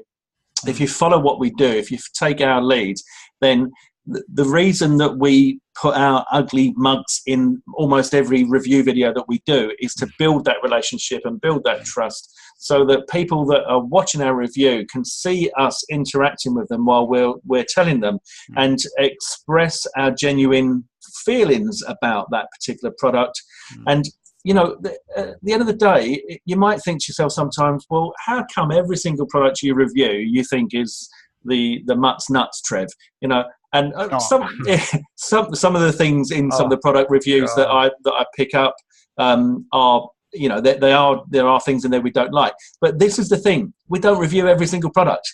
The amount of products that we get through, that we say, me and Paul will be on a call to each other, and we go, oh, God, this is awful, you know, and we're disappointed because we've promised to support someone, and we just can't do that. You know, there was one last week, weren't there? We're not going to mention what it is. No, won't mention anything, but you know, you go through the products and you think, I just can't get behind this. I'm sorry, I just cannot get behind this. It was garbage. So it's important that the products that you're reviewing, that you believe in, because that will come across on your review video. Be as honest as you can, be as transparent as you can. You know, if you believe it's going to work and if you believe it delivers value, then that's going to come through in your reviews. And that's maybe that's a difference as well in the way we do things compared to some of the. I'm not going to knock anybody, you know, everybody's got their reasons for doing what they do, but this is the process that we use, and maybe that's what separates us from the crowd a little bit more, because we're not going to promote a product because somebody has just launched it. We're going to promote a product because we think the product is good. Just one thing I just want to say on that is, when we keep saying to you about, we like to squeeze out more sales and more traffic from the small list that we have. Okay, some of you might be thinking to yourselves, well, why can't you just go out, build a big list, and then just go from step 1 to step 9 every single time? Less work, so much easier. Okay, that's a very, very good point, and I'll explain why now that's not the best thing to do. The reason is, if you want to try and get the same results as what we get by going from step 1 to step 9 and missing everything else out, you're going to need. Audio's gone, Paul. Back. Yeah. I've told you, you come back. Yeah. The chances are, if you want to get the same results as what we get by going from step 1 to step 9, you're going to need a list, I would say 10 to 15 times the size. Absolutely, okay? Yeah. So we've got around 5,000 at the moment. Okay, it's growing all the time. But if you wanted to be able to make, tons and tons of money off a promotion, you would need a list of 20 to 30 to 40,000 people. Okay, in order for you to go from step 1 to step 9, literally send an email, send some money, send some sales and make some fast money without doing any of the stuff that me and Trevor have told you about. Now, if you want to do that, you can go out there and do that. But do you realize how long it's going to take you to build a list of 40,000 people, 30,000 people? It will take you years. Yes, you could just go and buy some traffic, okay, and build a list, but it's not going to necessarily convert, because your list grows over time. And it's not just about going out there, buying a solo ad for $5,000 and building 10,000 people onto your list. Okay. It's not, because these people won't know who you are. It takes time to build a little bit of credibility. It takes time to build a little bit of a reputation and all of that. Okay. And people need to get a few emails from you to really kind of believe and kind of see the person you are. So if you want to go out there and build a list of 30 to 40,000 people, it could quite possibly cost you over $50,000, because, not only that, you would need to launch products for the next 6 months, back to back, 6 to 12 months. And these products. Audio's gone, Paul. Back. Okay. Back now. So it's hardly worth me telling you now. I know. But that is why we're firm believers on trying to squeeze out everything from smaller lists, because as you grow your list, your results will just be so much higher than most other people's, because they've got these massive lists. And the chances are it's taken them 5 to 10 years to build all of these subscribers and all of these customers. Okay, generally a lot of the time.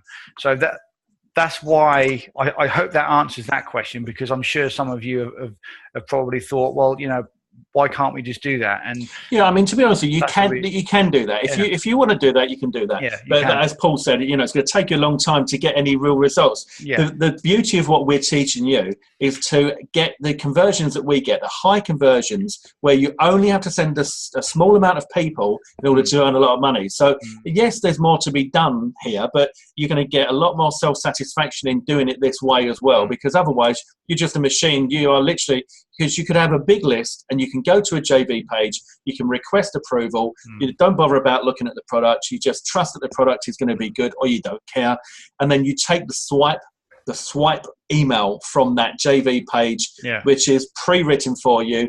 You plop that into your autoresponder and you press send, and that's it, job done, and you earn money. But you're not going to earn a lot of money, and the chances are, and to be honest with you, this is where a lot of people go wrong in the beginning, that they think that that's what all they've got to do, and that's what they do, and they don't make any money, and they give up.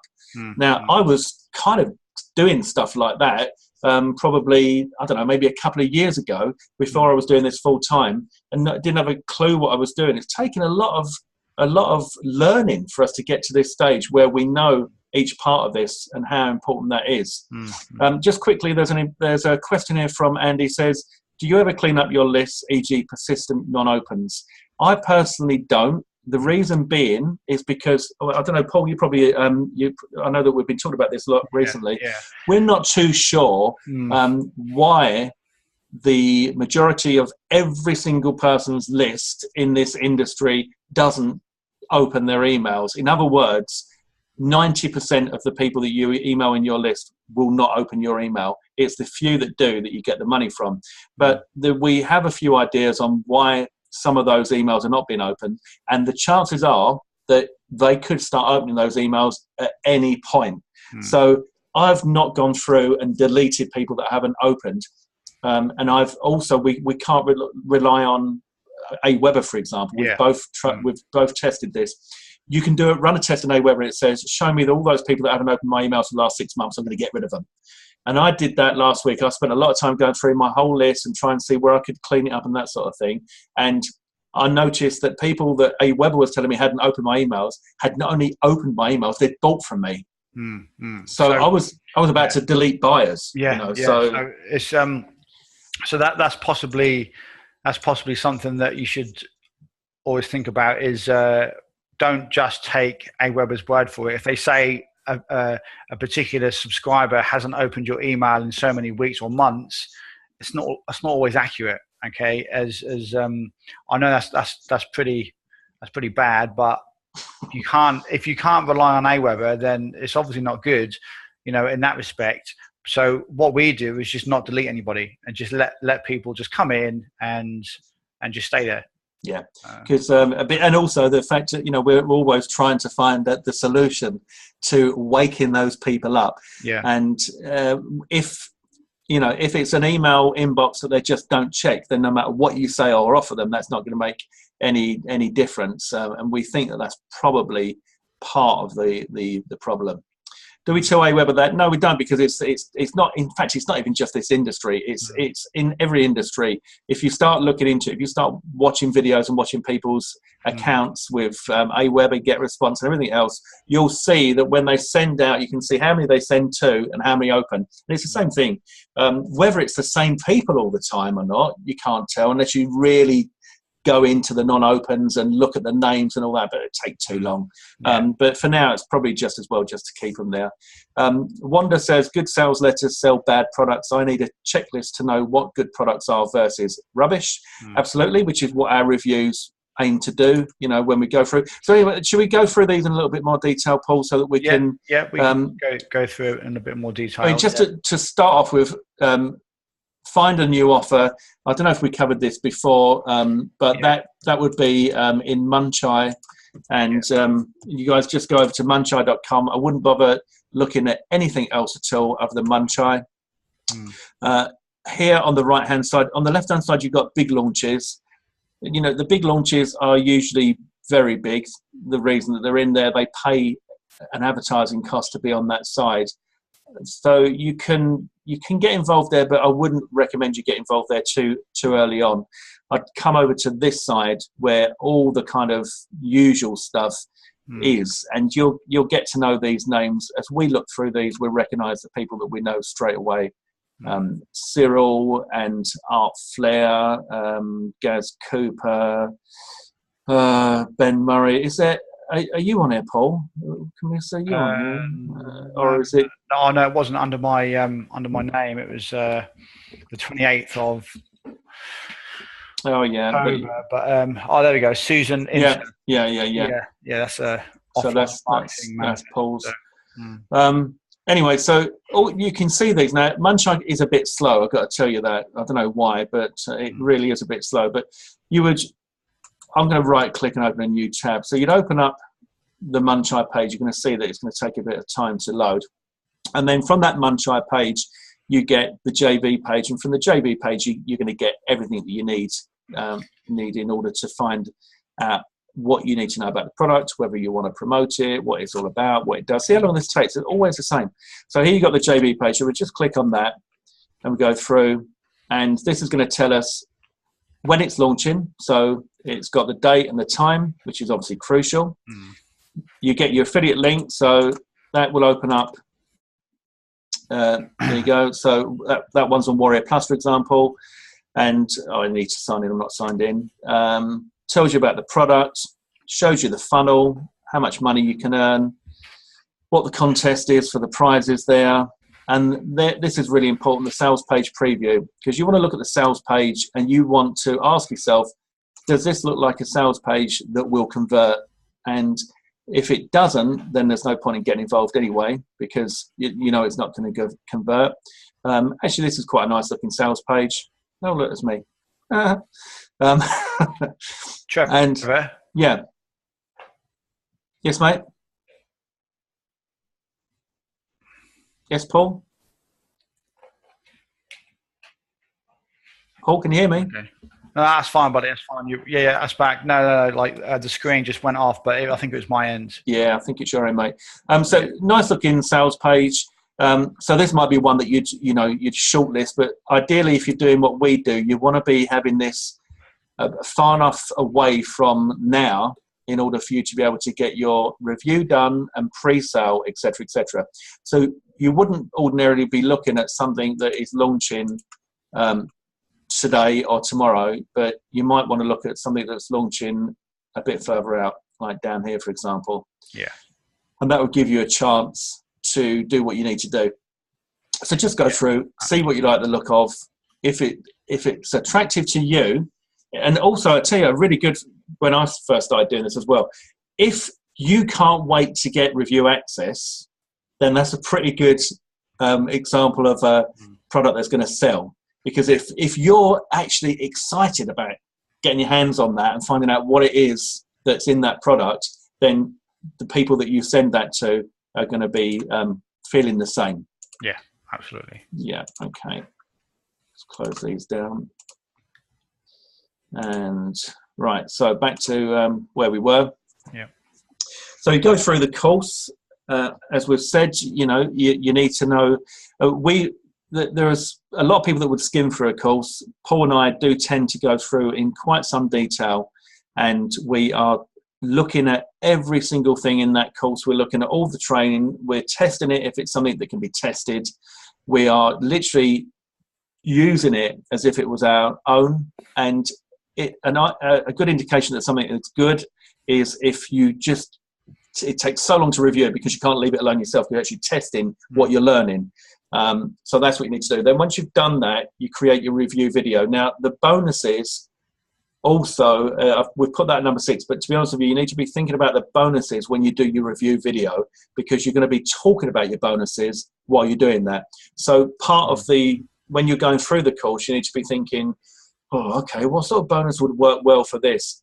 What Paul and I have been doing recently, quite a lot of the time, is offering a bespoke bonus.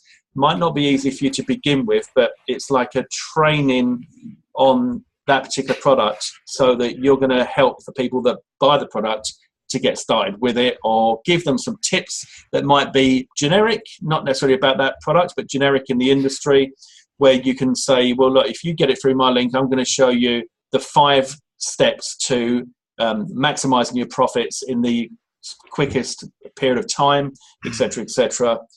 So you think about your bonuses before you create your review video. Then create your review video and upload it to YouTube as unlisted, not as as public for your review video. Unlisted is for your training, as public.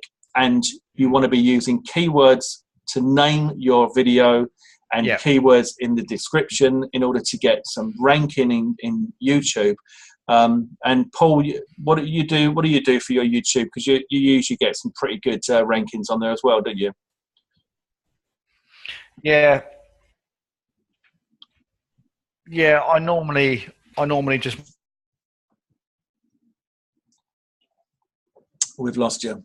We've lost you at the most important part where you were going to tell us what you do. No, still gone. It's a big secret. I don't know if I can. Oh, right, you're back. You're back now. Well, if you did tell us, we don't know what it was. Oh, okay. Yeah, I did just tell you, but I'm sorry, I can't repeat that. Right. Okay. Once. So, no. All I do is really, really simple. I go to Ping-O-Matic. Right. Yeah, it's a site I go to. It just basically pings my video, and I also do the same to my blog post or my review page. So when you embed your video onto your review, it gives your blog post, your blog review, more link juice, more kind of like SEO juice. Is that? Do you use the free service, Paul, or do you use the paid service? Oh yeah, just the free one. Yeah, I'll just ping it.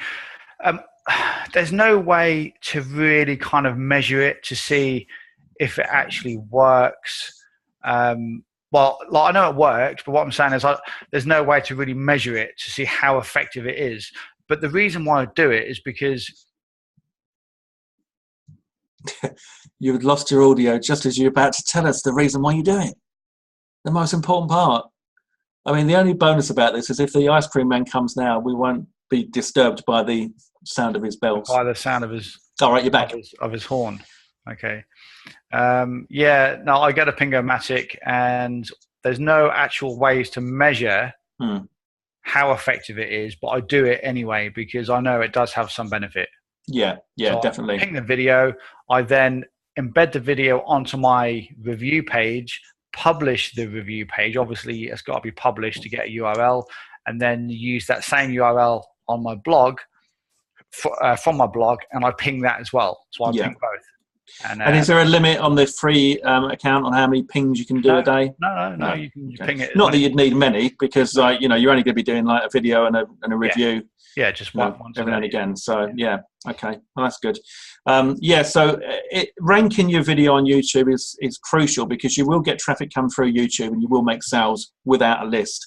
Yeah. And we do that all the time. So you want your keywords in the name of the product and the words review, and you can put other stuff as well. So if it was affiliate mastery, for example, you could call your video affiliate mastery review and mega bonus package or something like that, something to grab the attention of the people, or you can just keep it simple and just put affiliate mastery review.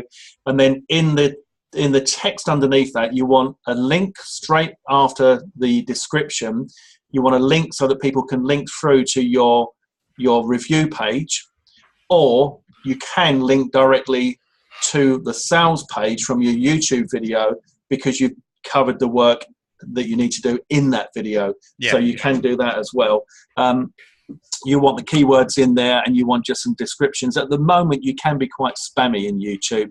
It's still quite, you can sort of keyword stuff in and that sort of thing, but it's not going to be long before that all stops, and before everything that you've been doing for the last kind of year or so of spamming your YouTube videos is going to go against you. And it'll be like Google, there'll be a big swipe come in and all of your stuff will be wiped out. So it's probably best to keep things what they would call white hat, and just put in a general description in there using the keywords. Use Paul's Ping-O-Matic, get people to subscribe to your channel. That gives you a bit more juice, and then you've got some chance of getting some traffic through there. So bonuses, we've talked about bonuses. I don't know if we need to go into any more detail, apart from the fact that we will always say the bonuses need to be, if possible, absolute value that outweighs the price they're going to spend. So if the price of the product is, say, $27, give them a genuine package, even if like the value of something that you give them is, say, $1,997 because of the information that it contains and what they could do with it. Even if you put it as that, that in your heart of hearts, that's actually worth, say, $37 if you were to sell it.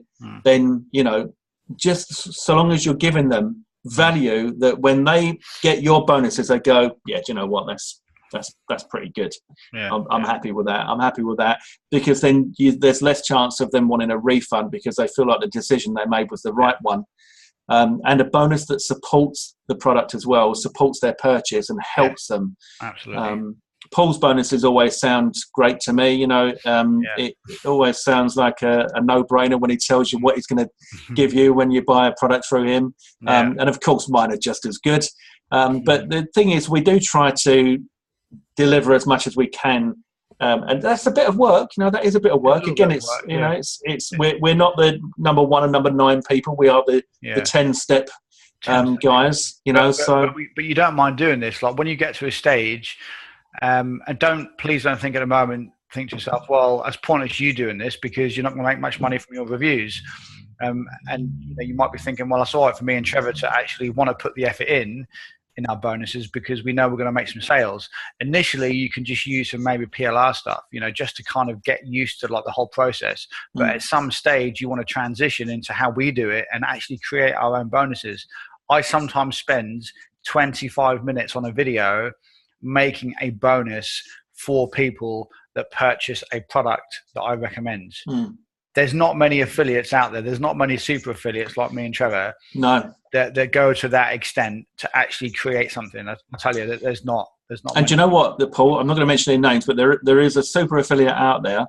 In fact, there's a couple, but there's someone out there that uses just like bulk standard PLR, taken straight from the PLR site. And then just paste it onto their site without doing anything. So, but the thing is to say that as long as you're given a bonus, that can work. So don't think, oh, well, that's all I can, that's all I can do, so it's not going to work for me. It will work for you if you follow this process, as long as you're offering some bonuses and you take a bit of time to look at what PLR would work for it, for example. I mean, some of the stuff you can get is good, but some stuff is a bit naff, but you do need to be offering those bonuses, and you'll be able to offer better bonuses as you get more experienced at this and as time goes on, you get more confidence. Just one last thing. Please, whatever you do, anybody listening to this call, please don't fall into the trap of listening to people where they tell you your audio went. Oh God! When you said listening to people when they tell you. Oh God! Okay, right. When people tell you and they, how can I put it? Please don't do this. Whatever you do, when you recommend for someone to buy a $5.95 product, but at the same time you offer them a $97,000 bonus package. Okay, because for one, you're going to sound like a complete idiot, right? And for two, the chances of people actually believing that your bonus package is worth $97,000, I mean, that's just a figure that I've plucked out of thin air.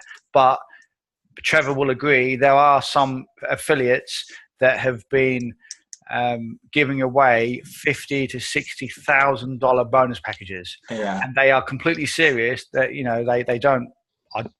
I hope to God that they don't actually believe that their bonus package is worth that much money.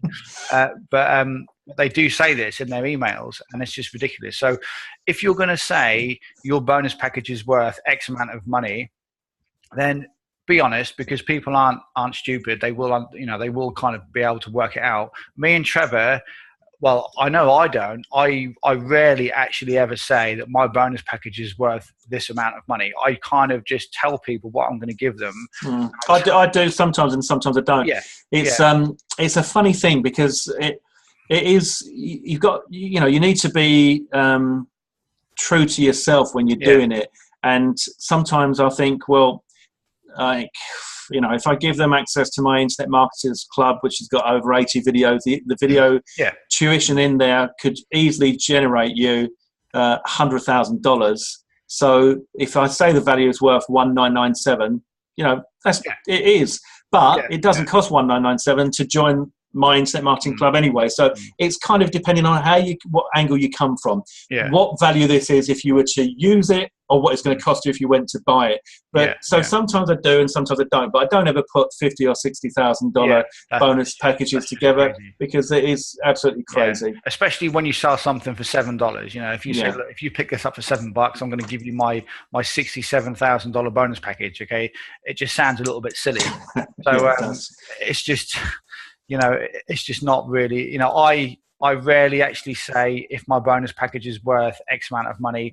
I think a lot of the value speaks for itself. When you and if you do one of the things that I do, I always offer solutions in my bonuses to problems in the course. So if a particular course doesn't cover, or I feel it leaves out a very, very important part of the entire strategy, or a certain traffic platform or traffic strategy, you know, or whatever it may be, I will create that solution as one of my 4 or 3 bonuses I have in my course.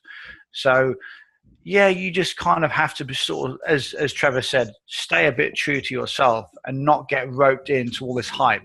Because one of the problems people face is when they do a promotion and they offer a $20,000 bonus package, the next time they send an email and their bonus package is only worth $15,000, a lot of their customers are going to be like, well, I don't really want to buy this because your last package was $20,000. You only give me $20,000. So every time you mail out, you're going to have to go above and beyond what you did last time. So you have to think of it like that as well. So, you know, and this is the problem. People have to constantly offer more and more and more. And then in the end, it's going to come a time when the whole thing is just going to collapse, and you know, you can't offer $1 million bonus package. You know, it's just going to come a time. So the best way to do it is stay true to yourself, and you don't always have to mention how much it's worth. Trevor does things a little bit differently than me, but always do. But you can sort of choose who you want to follow, or just use a little bit from what Trevor uses, you know, plus some of the stuff that I do. That's absolutely fine. But yeah, just stay true. I mean, once again, it's the fact of the matter is you've got to do it. You've got to take action. Absolutely. You know, it's no good listening and thinking, well, I might do what Trev does, or I might do what Paul does. It's no good thinking you might do. You know, you just need to take action. It's absolutely crucial that you take action, no matter how much time you don't have available. Make the time. Before I was doing this full time, I was working I'm still working every single night now, but I was coming home from a full-time job. You know, I had my own business. I employed people, and it was stressful, very, very stressful. But I would come home and work on my internet marketing business every single night and not watch TV. I worked and worked and worked, and every lunchtime I would go out of my business, and that's the time when I would record my review videos and stuff like that with my laptop in my car. You know, you just got to find the time to do this somehow. Absolutely. Because if that's what you want to do, I mean, you might just be on this course or on this call because you're curious. But if you want to make money online, then you can't have time as a reason for you not doing it unless you're happy not to make money online.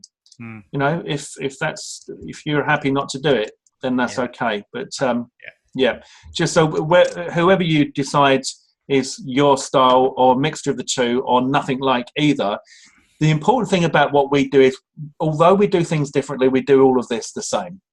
So we do steps 1 through to 10. We might create our review videos differently. We might present them on a site that looks different. We might say different things. We might have a different style, offer different bonuses, say the price, not say the price. But at the end of the day, we do all of these 10 steps here, and we are honest and genuine and thorough, and all nice, impressive words like that make us sound great. So moving on. So send the email to the list 24 hours before it goes live. Now, it doesn't have to be exactly 24 hours. It can be less. It can be more. You could send an email 2 days, even 3 days before the launch if you wanted to, and start warming your list up and getting them curious. If you've got your review video done, what it means for them, you know, the people receiving that, if you think about 24 hours before, you've got the chance to send the email out to people so they can watch your review video, not on the day it goes live. You can send another email later on that day and they can watch it again, not on the day it goes live. So by the time you get through to the day it goes live, a certain amount of people have already watched your review and know whether or not they want the product. And that's how we get, quite a few sales coming through to us as soon as the product goes live. It's called pre-selling, and I've only started pre-selling more recently. I didn't used to do it. I can tell you it works. So please take notice of that.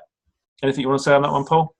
Yeah, no, as Trevor said, 24 hours before, you can send an email to your review. So this is what we normally do. We actually get our review done on our blog. And this is why you need a blog in place, is because we have our blog in place. Sorry, our review on our blog in place. We get the URL and we drop the link in our email and we send our list to our review, normally around 24 hours before the product goes live in the marketplace. So say if, for instance, the last one we did, I sent an email out at around 2 p.m. on Saturday afternoon, okay, which is around 24 hours before it went live. I normally then drill down 2 or 3 more times to email the people that didn't open the first time. So then you get so many people that go to your review before it goes live, okay? And if you do it like this, you're a lot more organized than most people will be. I think I'm now going to sneeze. I think I've got a little bit of a cold coming. Time to lose your audio. Yeah. If you do it this way and do it 24 hours before, you'll be a lot more organized, and as soon as it comes to launch time, you will make more sales. Of course, this all depends if you have a bit of a list, but even if you get your review video out there 24 hours before it goes live, ping the video, maybe send some Fiverr gigs to it as well, get it ranked, you could even make some money from YouTube. And this is what we were talking about earlier, and maybe in the last call as well. Even if you don't have a list, you still have the ability to make sales direct from YouTube and from Google, because your video will rank in Google. So if you can rank your video and get it in Google, get it in YouTube, people will sometimes go to your YouTube video and buy it direct from the video. And this happens on a regular basis. On the last launch that we've just done, like the last product that we've just promoted, you can track your sales that you make direct from your video by using a specific tracking code at the end of the video URL. At the end, in the description, you put a link and you can track it. So you know that when you make a sale from YouTube, it comes from YouTube. And I think on the last product that we've just promoted, I think I made around 5 sales from YouTube direct. Yeah. Some of those people that purchased, that's just the front end product. Some of those went on to actually purchase additional products in the funnel. I think I've made around $100, $200. Yeah. Audio's gone, Paul. Yeah. Back. Can you imagine if you just use YouTube? This is how powerful it can be, but you need to just kind of adopt the mentality of just throw everything against the wall, especially in the first couple of months. Okay, because me and Trevor want you to send us your reviews over the next couple of months. Yeah, every week we want to see you guys making at least 2 or 3 reviews a week. Because if you're not, then you're not going to stand a good chance of making any good money, because you're not always going to make the good money just off one video. Sometimes it could be the second video. Sometimes it could be the third review that you do. It could be the 6th. It could be the 1st, 2nd, and 3rd. Some of them, especially when you just use this YouTube method anyway, when it comes to your blog, it's a little bit different, because you can kind of write your own paycheck, so to speak. But when it comes to YouTube, it depends on how many other affiliates have actually made videos. It depends how hard it is to rank, because as I said, it could be tougher competition. So yeah, that's what we do. And you send an email to your list 24 hours before. And if you don't have a review or a blog, send people back to your YouTube video. Audio's gone. back. Make sure people can send a link. They can click the link under your YouTube video as soon as it goes live, and that brings us on to step number 8, Trevor, doesn't it? Send a 60-minute email. So 60 minutes before the product is due to go. Audio's gone. We often send an email 60 minutes before it goes live. Do you want to take over, Trevor, just in case it keeps... Yeah. Okay, yeah. So the 60-minute email doesn't have to be exactly an hour. You can play about with different times, and sometimes you just, you might not be that organised. And, Paul is quite... It comes from a military background, so everything for Paul is all lined up nicely. Me, I'm just a little bit more haphazard. I've got a little bit of OCD like that. I just have to be organised. I just have to be organised. I have to have lists. I'm like, right, this is going to be done. This is going to be done, and that's just the way I am. And it works. It works good for me. I do have lists. But I think I'm a little bit more. Probably laid back when it comes to that side of things. So the 60-minute email is the reminder. It's your opportunity to say to your list or your subscribers or your audience that it's today that they can grab this offer now. Because up until this point, you've been saying, I've got this thing coming, but now it's today. And it's a reminder to them that if they've seen the video, oh yeah, that's right, I saw that, I need to go and check that. It's a reminder that the early bird is going to be kicking off in an hour, and so the sooner they get on, the better. Some products go straight into a dime sale, so that definitely is the sooner the better. Also, you can have scarcity on your bonus packages, so you could say, I've only got 10 bonus packages. Once they're gone, they're gone. So the first 10 people are going to get this, etc., etc. So the 1 hour email, 60-minute email can be 30 minutes before, can be 2 hours before. But the only thing with like 2 hours before, for example, is a lot of these are kicking off. They all launch very early, 10 a.m. EST. So, that's all right for us over in the UK, 2, 3, 4 o'clock in the afternoon here. But for you guys that are over in the States, 9 or 10 o'clock in the morning is already quite early. And if you're doing an hour before, that's 8 or 9. If you're doing 2 hours before, 7 or 8. So chances are too much before that, and it won't get seen by a lot of people. It could get seen by some, depending on where your audience is. But it's something to do, to make sure you do, and don't feel that you're over mailing your list. What I tend to do, and probably Paul's the same, is when I'm sending the pre-sale email, I say, I'll be letting you know, I'll be reminding you about this tomorrow, so look out for an email from me. When I send a 1 hour email, I'll be saying, I'm going to be emailing you when it goes live, so look out for that. Then you send your launch email when it goes live. Now, there are some people that say, send it a bit before, and some people that say, send it a bit after. But me and Paul are going to tell you, send it at the time it goes live. And you want to try to get that email into their inbox as close as you can to the launch time. But that is tricky. You can schedule Aweber to increments of 5 minutes. You can't say, I want it to start sending at 2 minutes to 3 o'clock or 2 minutes to 10 o'clock or whatever.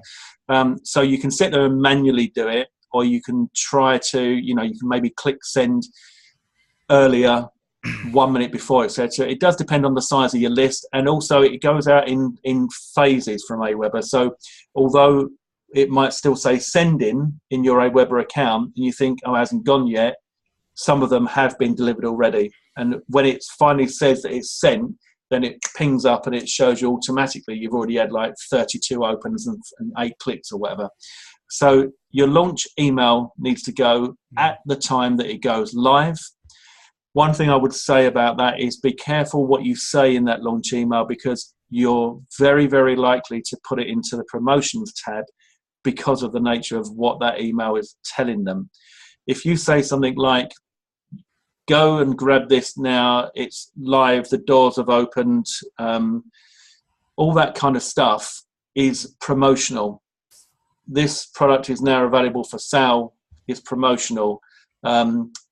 Sale now on discount, early bird, all that kind of stuff. they're all triggers to get it into the promotional tab. So you've got to be careful on what you say to get the maximum power for that launch email, because the worst thing that can happen is that your launch email goes into the promo tab rather than into the inbox.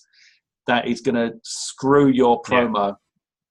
So the advice that we are giving at the moment, that we've been talking about over the last couple of days, is that less is more when it comes to your emails.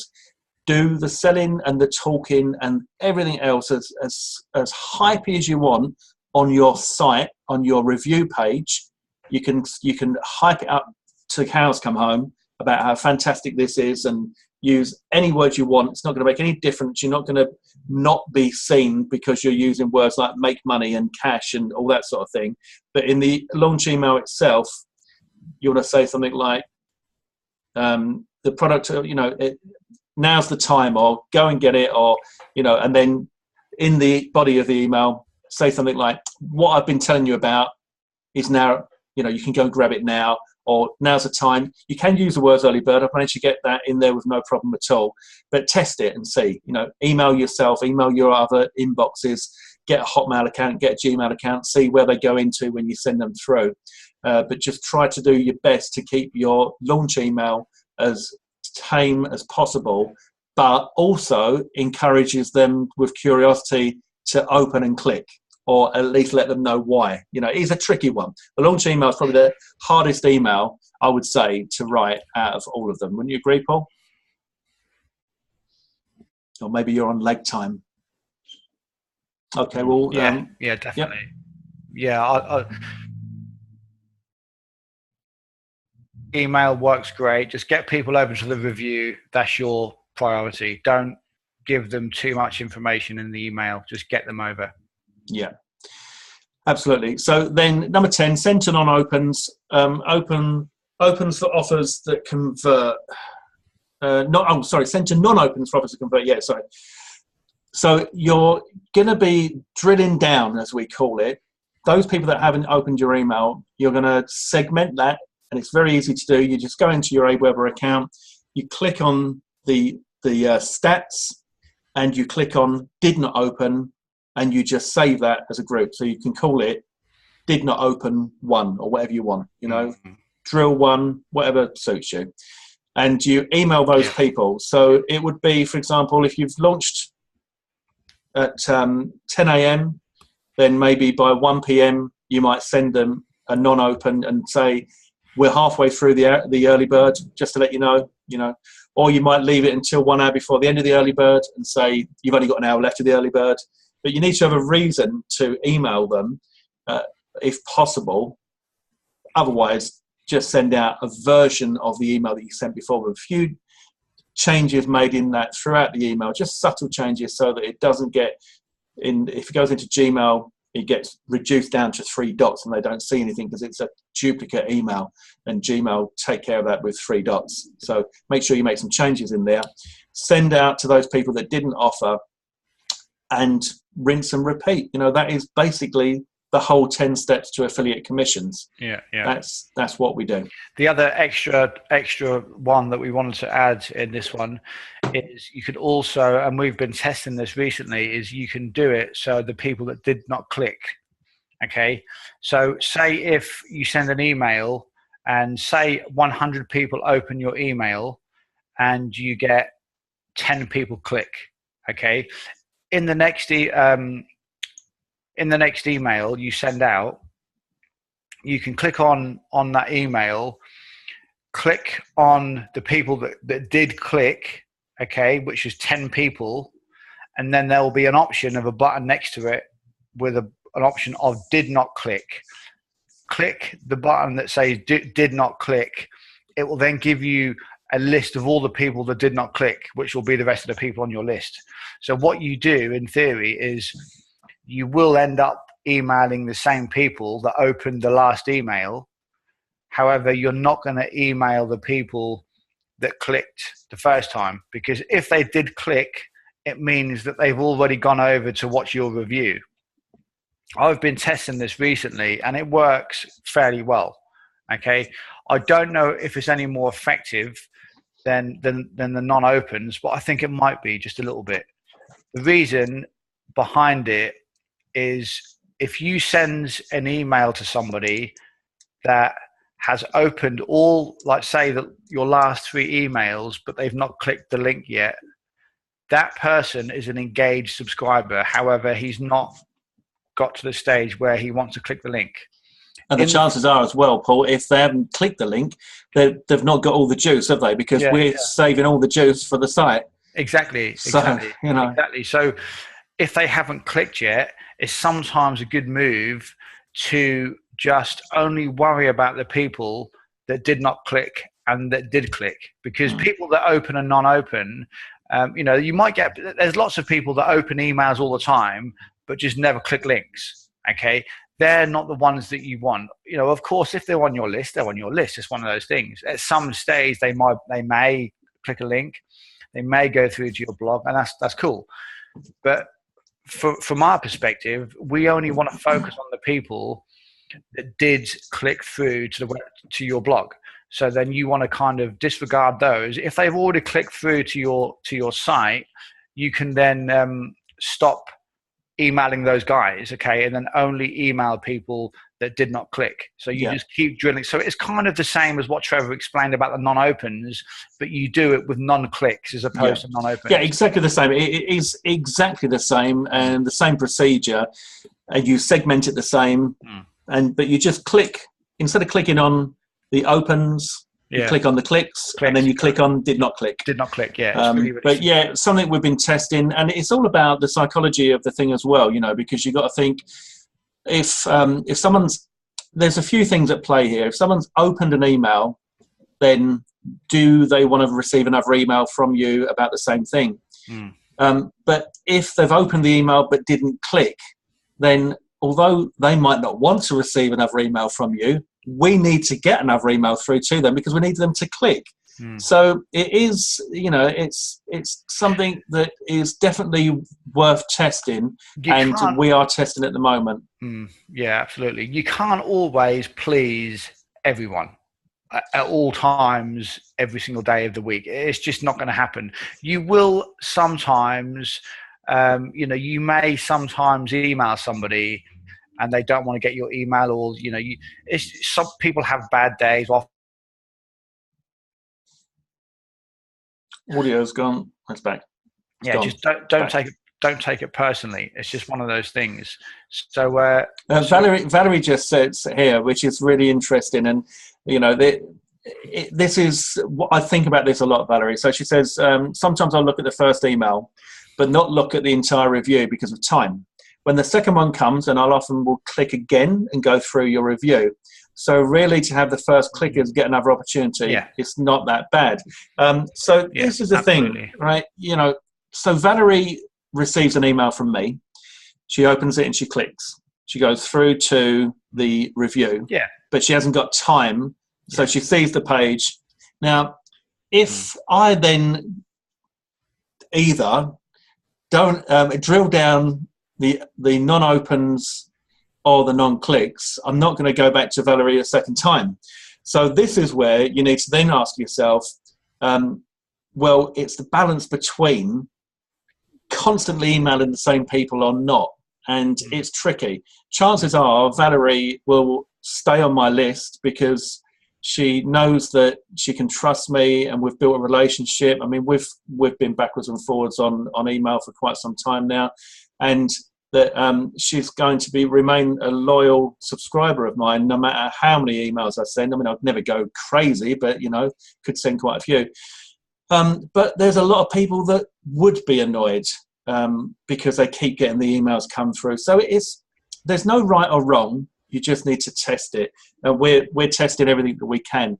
The non-click seems to make a lot of sense because from our point of view, the ultimate goal is to get people through to our blog.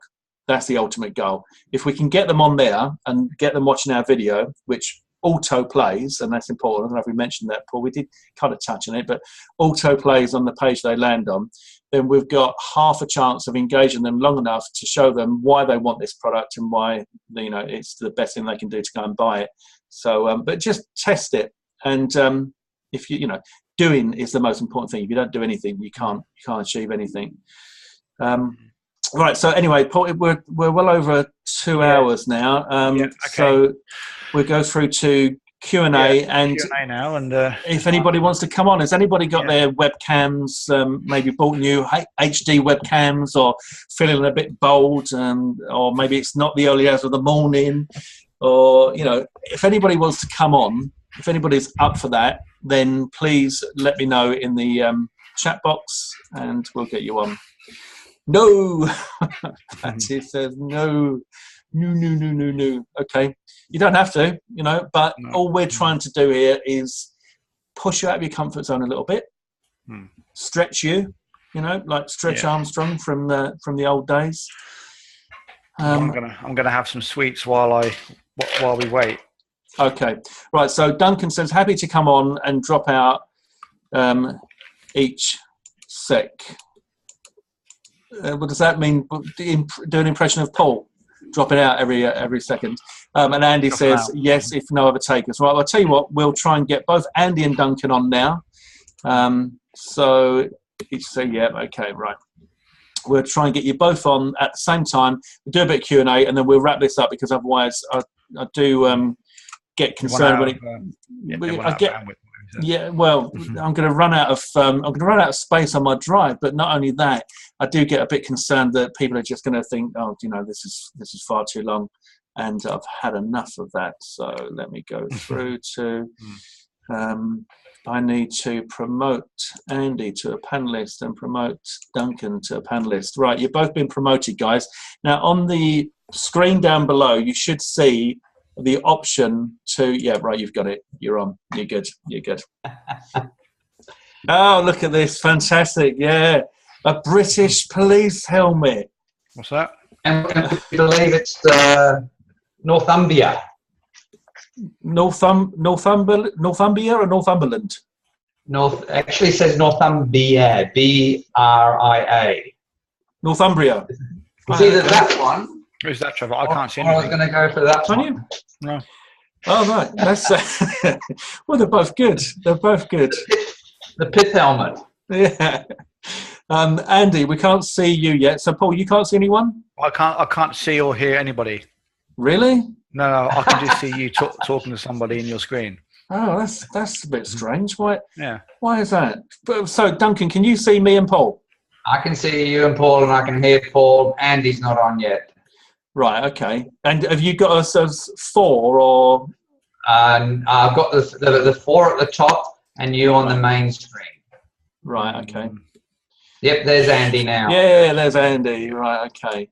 Right. Yeah. Speak of you. What can you see now? Can you see just me?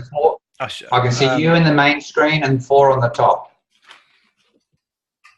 And now we can see. So, Paul, can you see Duncan when he speaks? No, I can't see anybody. That's just me and you at the moment. Andy, can you see? Yeah, I can see all 4 across the top. And then us individually when we're speaking. Hang on, it might be because my connection is slow. I can see. I'll wait. There's Paul now on the main screen. Well, I've got to say, Duncan, you've got a lovely HD cam there, baby. Thank you. Well, Andy, can you speak? Let's have a look at your cam. Yep, I'm here. Can you hear me? Yep, that's all good. Yep, maybe not quite as HD as Duncan's. What are you packing a 1080 there, Duncan? Yep, Logitech 1080. Packing a 1080. Yep, and Andy a 1080. 900 or something. Oh right, okay. I've forgotten what size I am. You've got a bit of light there, which always helps. But anyway, so guys, apart from those that are on the screen, has anybody else got any questions that they'd like to ask to close this one up for today? And then Duncan can go back to bed, and Andy can go and get his dinner, and everybody else can do whatever they've got to do in their part of the world. Walk the dogs. Yeah, well, I did that before because I wanted to get a little bit of fresh air. Because you never know how long these things are going to take, etc., etc. So, yeah, I've had a nice little dog walk today. Although I could do another one. I think it's always good fun. But any questions, anyone? Guys that are on, Duncan, Andy, you got any questions for us? Yeah, to either of you two, Paul or Trevor, buying YouTube clicks. Right. Yeah. So what's your theory on that? Yes or no? Is it worth it or it's not? No, I would say I wouldn't bother buying YouTube clicks. The only thing I do use a service called Follow Like that I use to get a little bit of as natural as possible traffic to come through to my YouTube videos and my channel. So that is based on a situation where you can earn credits or you can buy credits, and you can promote your own stuff on there as well. But basically you've got people all over the world. You can select different parts of the world that they are, where you say, I will give you 10 credits if you watch my video. And that is quite a white hat way of doing things, because they are just people like us on the other end saying, yeah, do you know what, I'll take 10 credits for that, I'll watch your video, and you have to watch it for a certain amount of time. So that I think is okay. But where you buy, and I've seen these sites and I've seen that sort of stuff, I've never really got into it. I think the best way to do things is just to do it organically and grow as you go, you know. I mean, you can try, but I just don't think it would be a good investment. I don't think you'd get a return on investment, to be honest with you. All right.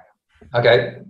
Thank you. Can you give us the link to that follow? What did you call it? Follow Like. Follow Like. Yeah, I'll do when I put when I upload the video, I'll stick the link in there to anything that we've talked about or anything that might help. So Ping-O-Matic and stuff like that, I'll put the links in there, but it's Follow Like. Yeah. Yep. Thanks. Okay. Any other questions, Duncan? The main one was the day-to-day routine that you guys get into. So, you know, is it when you get up in the morning? Well, yeah, like 2 o'clock in the morning. What's your routine? Is it like, I'm going to do, like, you go through those 10 steps, or are you actually, you know, you're doing your emails, you know, what are you actually processing? Well, I mean, obviously I'll let Paul answer on his I can't hear anything, Trevor, for some reason. I can't see or hear any of those guys. Oh, okay. All right. Really strange. Well, we can all see and hear you. So I'll tell you, Duncan's just asked what is the routine that we follow on a typical routine on a daily basis. I'll give my answer, and then if you give your answer, we can see you and we can hear you. So. What do you mean? What, like, our routine? A daily routine. Sorry. Like a daily routine. So I'll tell you my daily routine first. Okay. Patty likes your policeman's helmet, by the way, Duncan.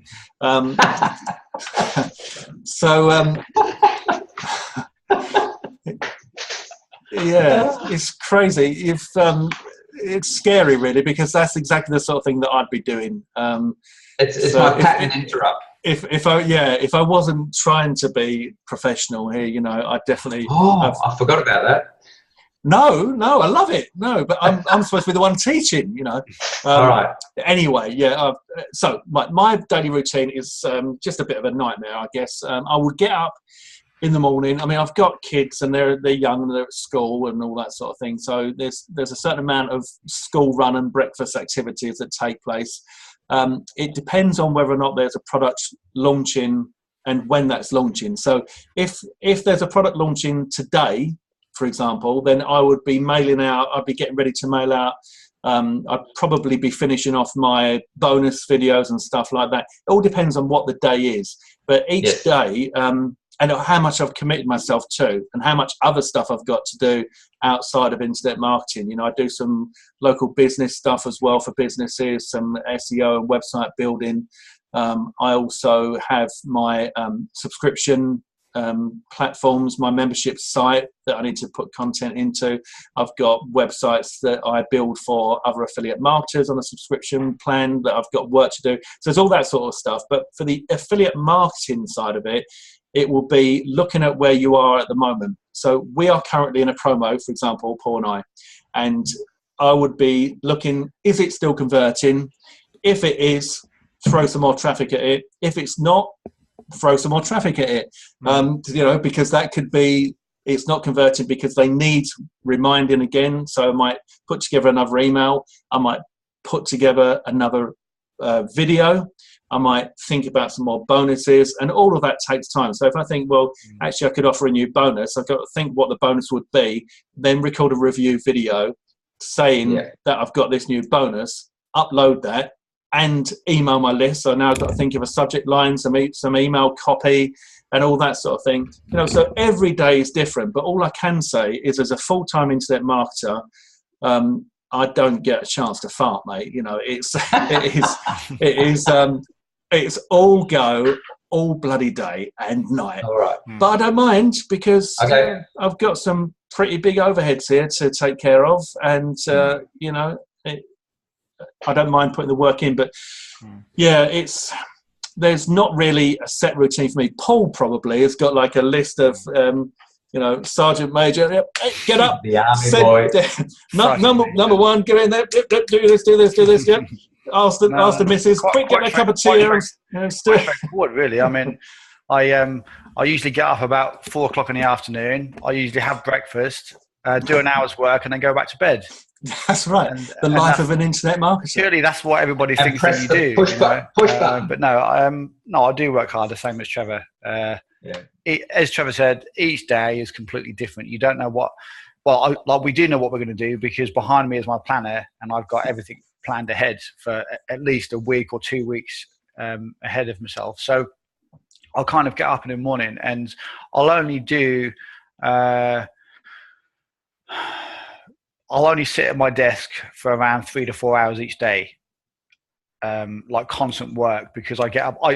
I can't sit here for more than sort of 3 to 4, more than about 2 hours at a time. Otherwise, I start to get fed up. So I have to get up, go and get some food, or go out down the gym and come back. So I'll do about 3 or 4 hours constant work a day, but I will be productive in that time. Sometimes I will do more work than that. A lot of the time it really depends on what I've got to work on, what sort of promotions and what launches I've got coming up. But I've got launches I've got coming up in the next month or so. Me and Trevor have got to work on a launch. I've got a product that I've got to put out this Saturday. So I've got pages to kind of create for that. Plus, as Trevor said, we've got the back ends of this last promotion that we just did. So we're constantly going into our Aweber accounts. We look at our emails. We kind of drill down, write some new emails. I've got some, things that I tweak on my blog. I run paid traffic as well. I set up paid traffic campaigns at least once or twice a week, and I kind of maintain those. So it's kind of like a mixture of lots of different things, really. It's hard. Like I never do the same thing every day. There's always little bits and like different stuff that I work on. Yeah. So on that paid traffic, is that solo ads? I guess everyone's different, but I am productive. I do work hard, the same as what Trevor said, and I do have. Yeah. There's lots of things I work on, and I do put the hours in. Although like you obviously have to put the hours in, but I'm a big believer in when I work hard, and when I don't work, I just go out of the house or do something different. I don't just sit here and just go on YouTube for 2 hours and just waste 2 hours. I will actually knuckle down and do some serious work when I'm here. Right. I mean, things to bear in mind as well is that Paul's been at this for 9 years and considers himself by his own description as a veteran. And I've been doing this full time for 9 months. So 9 years, 9 months is a big difference.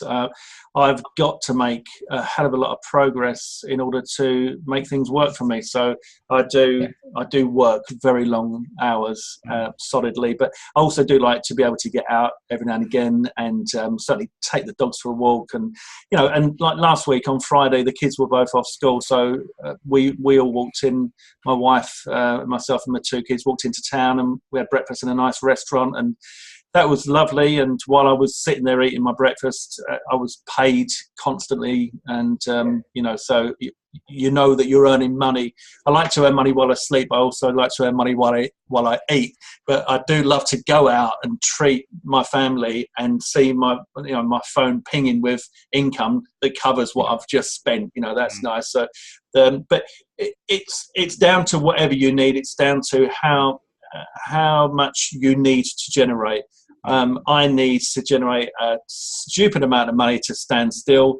I've got a house with 5 toilets, and I can't do anything about it because we can't get out of it. We 5 toilets? What do you need 5 toilets for? It's a big house, and and it costs a lot of money, and the mortgage is huge. And so your toilet roll bill must be hundreds of pounds a month just to kind of have toilet roll in those toilets. Mate, I tell you what, when I buy toilet rolls, I have to buy the big, the big thing, and we're always running out. So in fact, I've got 6 toilets. I've got to be honest, because I'm in my cabin now, which is my bar in the garden, and I've got a toilet in here that I built. So I've actually got 6 toilets. So if you can imagine, just to put one roll of toilet roll in each toilet, you've got to buy 6 just to put one in. So. But anyway, it's a situation that when we bought this house, things were different, and over the years we've not been able to get out of it, for financial reasons. So all you can do is find the money to stay in it, which is going to be good in the long run. And so I have to make a lot of money just to stand still, but that's fine because that keeps me, I've always been fiercely ambitious, and that just keeps me rolling forward. And it also means that people in this industry have kind of looked at me and thought, oh, where did you come from? And how have you done that so quickly? It's surprising what you can do when you have to do it rather than what you think you should be doing. When you should become a must, your life changes. And so I hit the road running in this game. I mean, I think I was like 3 days into full time when my wife said, this is just not going to work, Trev. You're going to go and sign on and let them pay for us. And it just, I said, no, I'm doing that. It's going to work. I'm going to show you it's going to work. And I've been pulling my plums out ever since, but making good progress and sowing the seeds for the future. Just a quick question. Jason says, Trevor, how do you get that widget, for the lack of a better word, that shows how many packages are left? Do you think it makes a difference? The widget is part of... Yeah, I've got a timer. I use a timer and a package counter. And yes, it does make a difference. It's all about scarcity. And I do go in and I update it based on the sales that I'm doing. As the sales are coming in, as and when I can, I'll go in and update that to keep it as realistic as possible. And it comes with the theme that I use, which is Divi. And again, I'll put that link when I upload this. And it's just, Divi's got all different modules, which is great. That's why I like it. So you can just put that in, you can control it, you can change the color and everything else. Can you give us a homework list to keep things going towards success this week, says Valerie? Yes, definitely. Your homework this week is, if you have not got your Facebook IM profile sorted, which you should have done because it was your homework from last week, do it. And you need to friend request me and Paul, and you need to friend request every single person you can find in the industry by going to Munchai and going to Warrior Plus, seeing who's launching, who's doing what. Friend request them. Go to people that you friend requested and friend request their friends that come up at the top that you recognize. Go to my friends list and friend request people that are on my list, all the big names in the industry that you should know because you should be getting emails from them, and build out that profile. Do your networking. Laugh, lol, like, share, comment, do anything you can on Facebook to get your face and your name in front of these people and start building up that brand. It's very, very important that you do that. Whether it's in your existing profile or whether it's in a separate profile, the way Paul and I do it, we do recommend a separate profile, same name, different picture, but of you, just a different picture of you, so you can see when you go into that one that you're in the right one. But just get active in that. Start posting and put normal stuff on there as well when you can. Post your own comments, ask questions, try and get some interactivity, but do that. Your other homework is, if you haven't done it, you must get yourself sorted with your website. You need to get that going. You need your website, your domain, get it hosted, get WordPress installed, get a theme, get running with that. Just, even if you have a free theme, just get that started so you can start doing some reviews. And then the next homework is start doing some reviews. You need to be asking for some, you need to be looking, you can actually go to products that have been released that maybe you bought. If you've bought any products recently in the last 6 months, think about a product that you liked and review that product. Go to the person, go to get review access for that product. If it's old, you've got much more chance. When you ask for review access, say, I'm a student of Trevor Cart and Paul Nichols, I'm going through Affiliate Mastery, I'm going to be sending traffic to my own blog, so your EPCs will not be harmed. I don't mind if you put me on 30 days. If you didn't get what I just said, when you get the replay, pause and replay what I just said. If you use that in your request, chances are you will get approved. So get approved for the product if it's a product you've got. If it's not a product you've got, but you like the look of, go for a product that was released maybe a couple of months ago, where the heat is now off, the pressure's off, they're not bothered about their EPCs, they would love to see some more sales coming in. Say to them, I'm a student of Trevor Carr and Paul Nichols, Affiliate Mastery, can I have review access, please? Ask them that in Facebook. Friend request and message them in Facebook, and that's how you get that. Get your review access, and at least before we have the next call, get one review done. Yeah. And we want to see that review, and we want you to post that review in the Facebook group, and we want you to get very uncomfortable about doing that, because we want you to feel very embarrassed about us seeing your video and your site and everything else, because this is about pushing you guys to make sure you get started. Mm-hmm. Okay. Absolutely. That's it. That's my preaching rant done. No, but you do make sure you do the work. Seriously, if you just sit there and you worry about what theme you're going to use on your WordPress blog, or you worry about what color the banner is going to be in your header, or you worry that you've made some grammar mistakes in your first blog, you're in the wrong mindset. Okay, trust me, you won't ever get there. And you won't ever make any money, and you won't ever succeed if you adopt that mindset. Seriously, you need to get out of that and adopt the mentality of, I'm just going to hit this. I'm going to throw everything at the wall, see what kind of sticks initially. We've told you what you need to work on, but you just need to take action.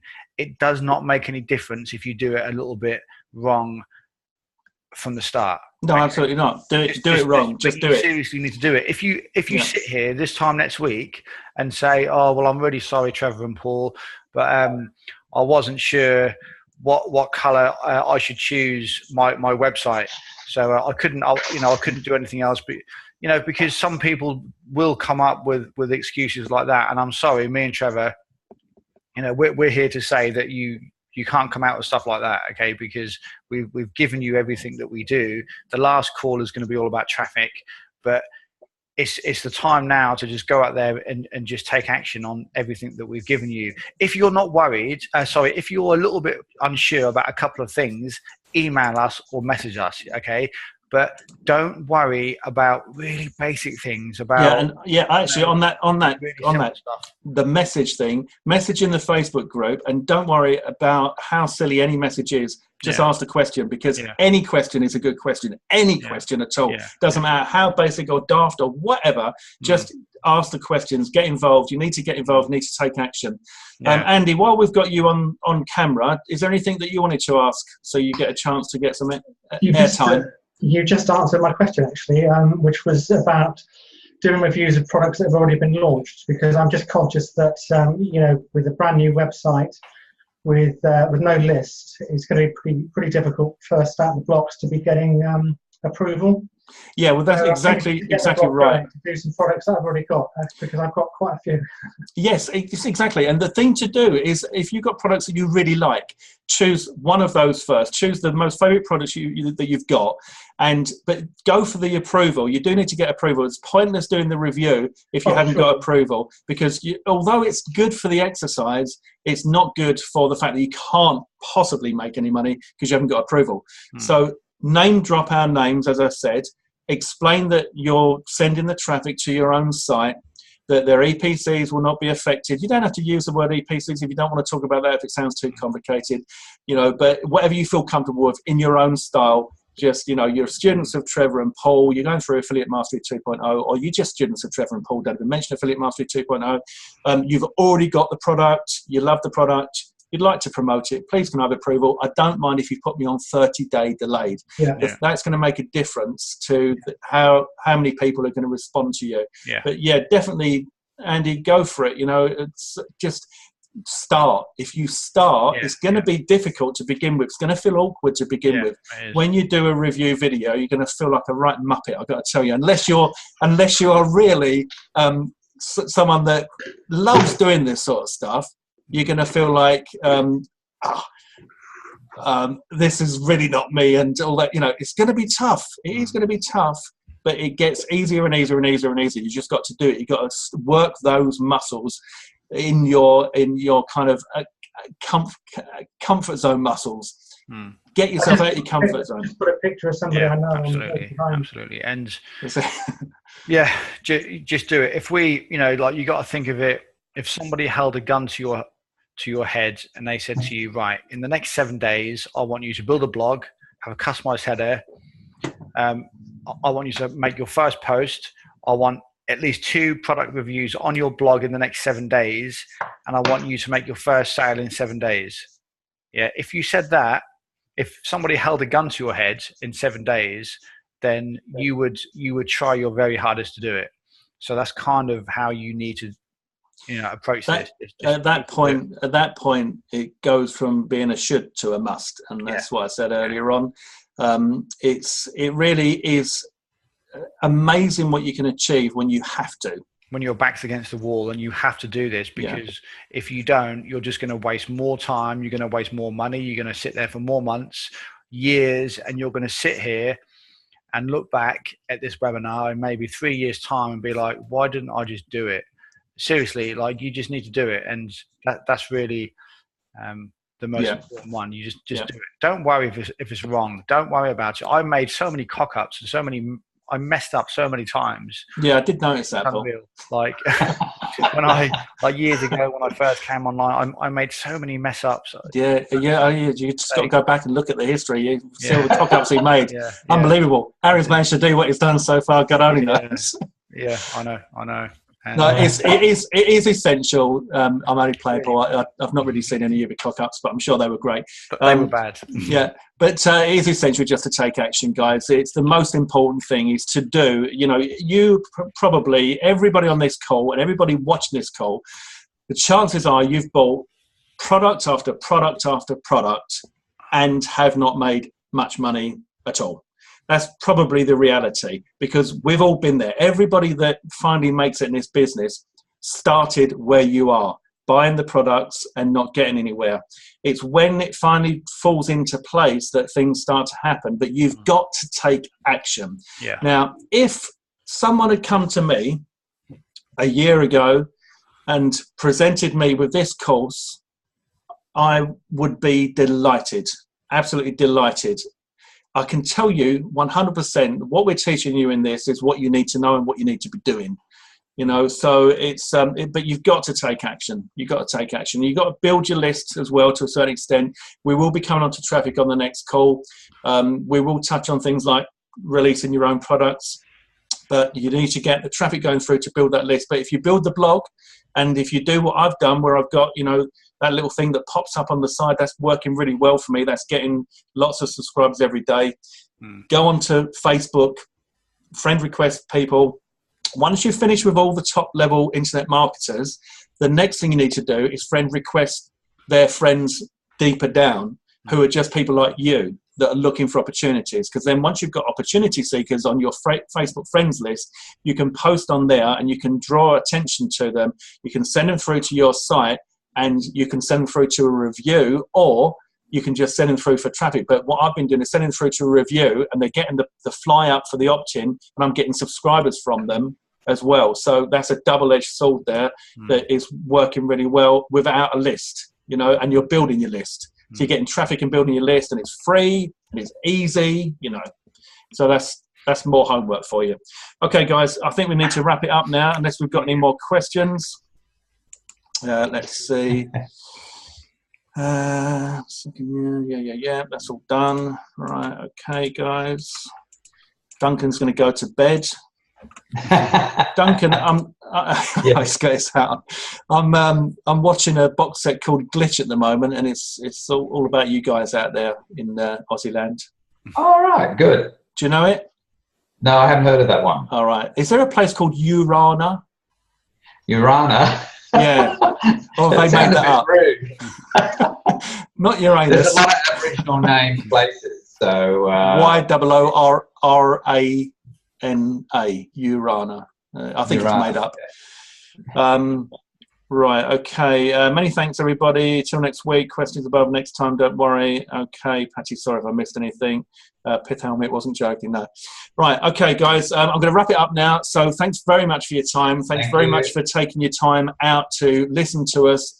We hope you found it to be valuable today, and we hope that you do take action and get some results. And if you've enjoyed today's webinar, please do go into the Facebook group and big us up with really kind of smarmy comments about how fantastic we are and all that stuff. No, seriously, if you've enjoyed it, just go onto the Facebook group and just tell us, you know, that you thought it was good value. We'd appreciate that. And Paul's going to get himself a new internet connection. Yes, I will. Yeah, either that or I'm going to move house. Yeah. Yeah, and I'm going to get less toilets. Anyway, guys, it's been great. Thank you very much, and we'll see you on the next call. All the best. Bye-bye. Thank you.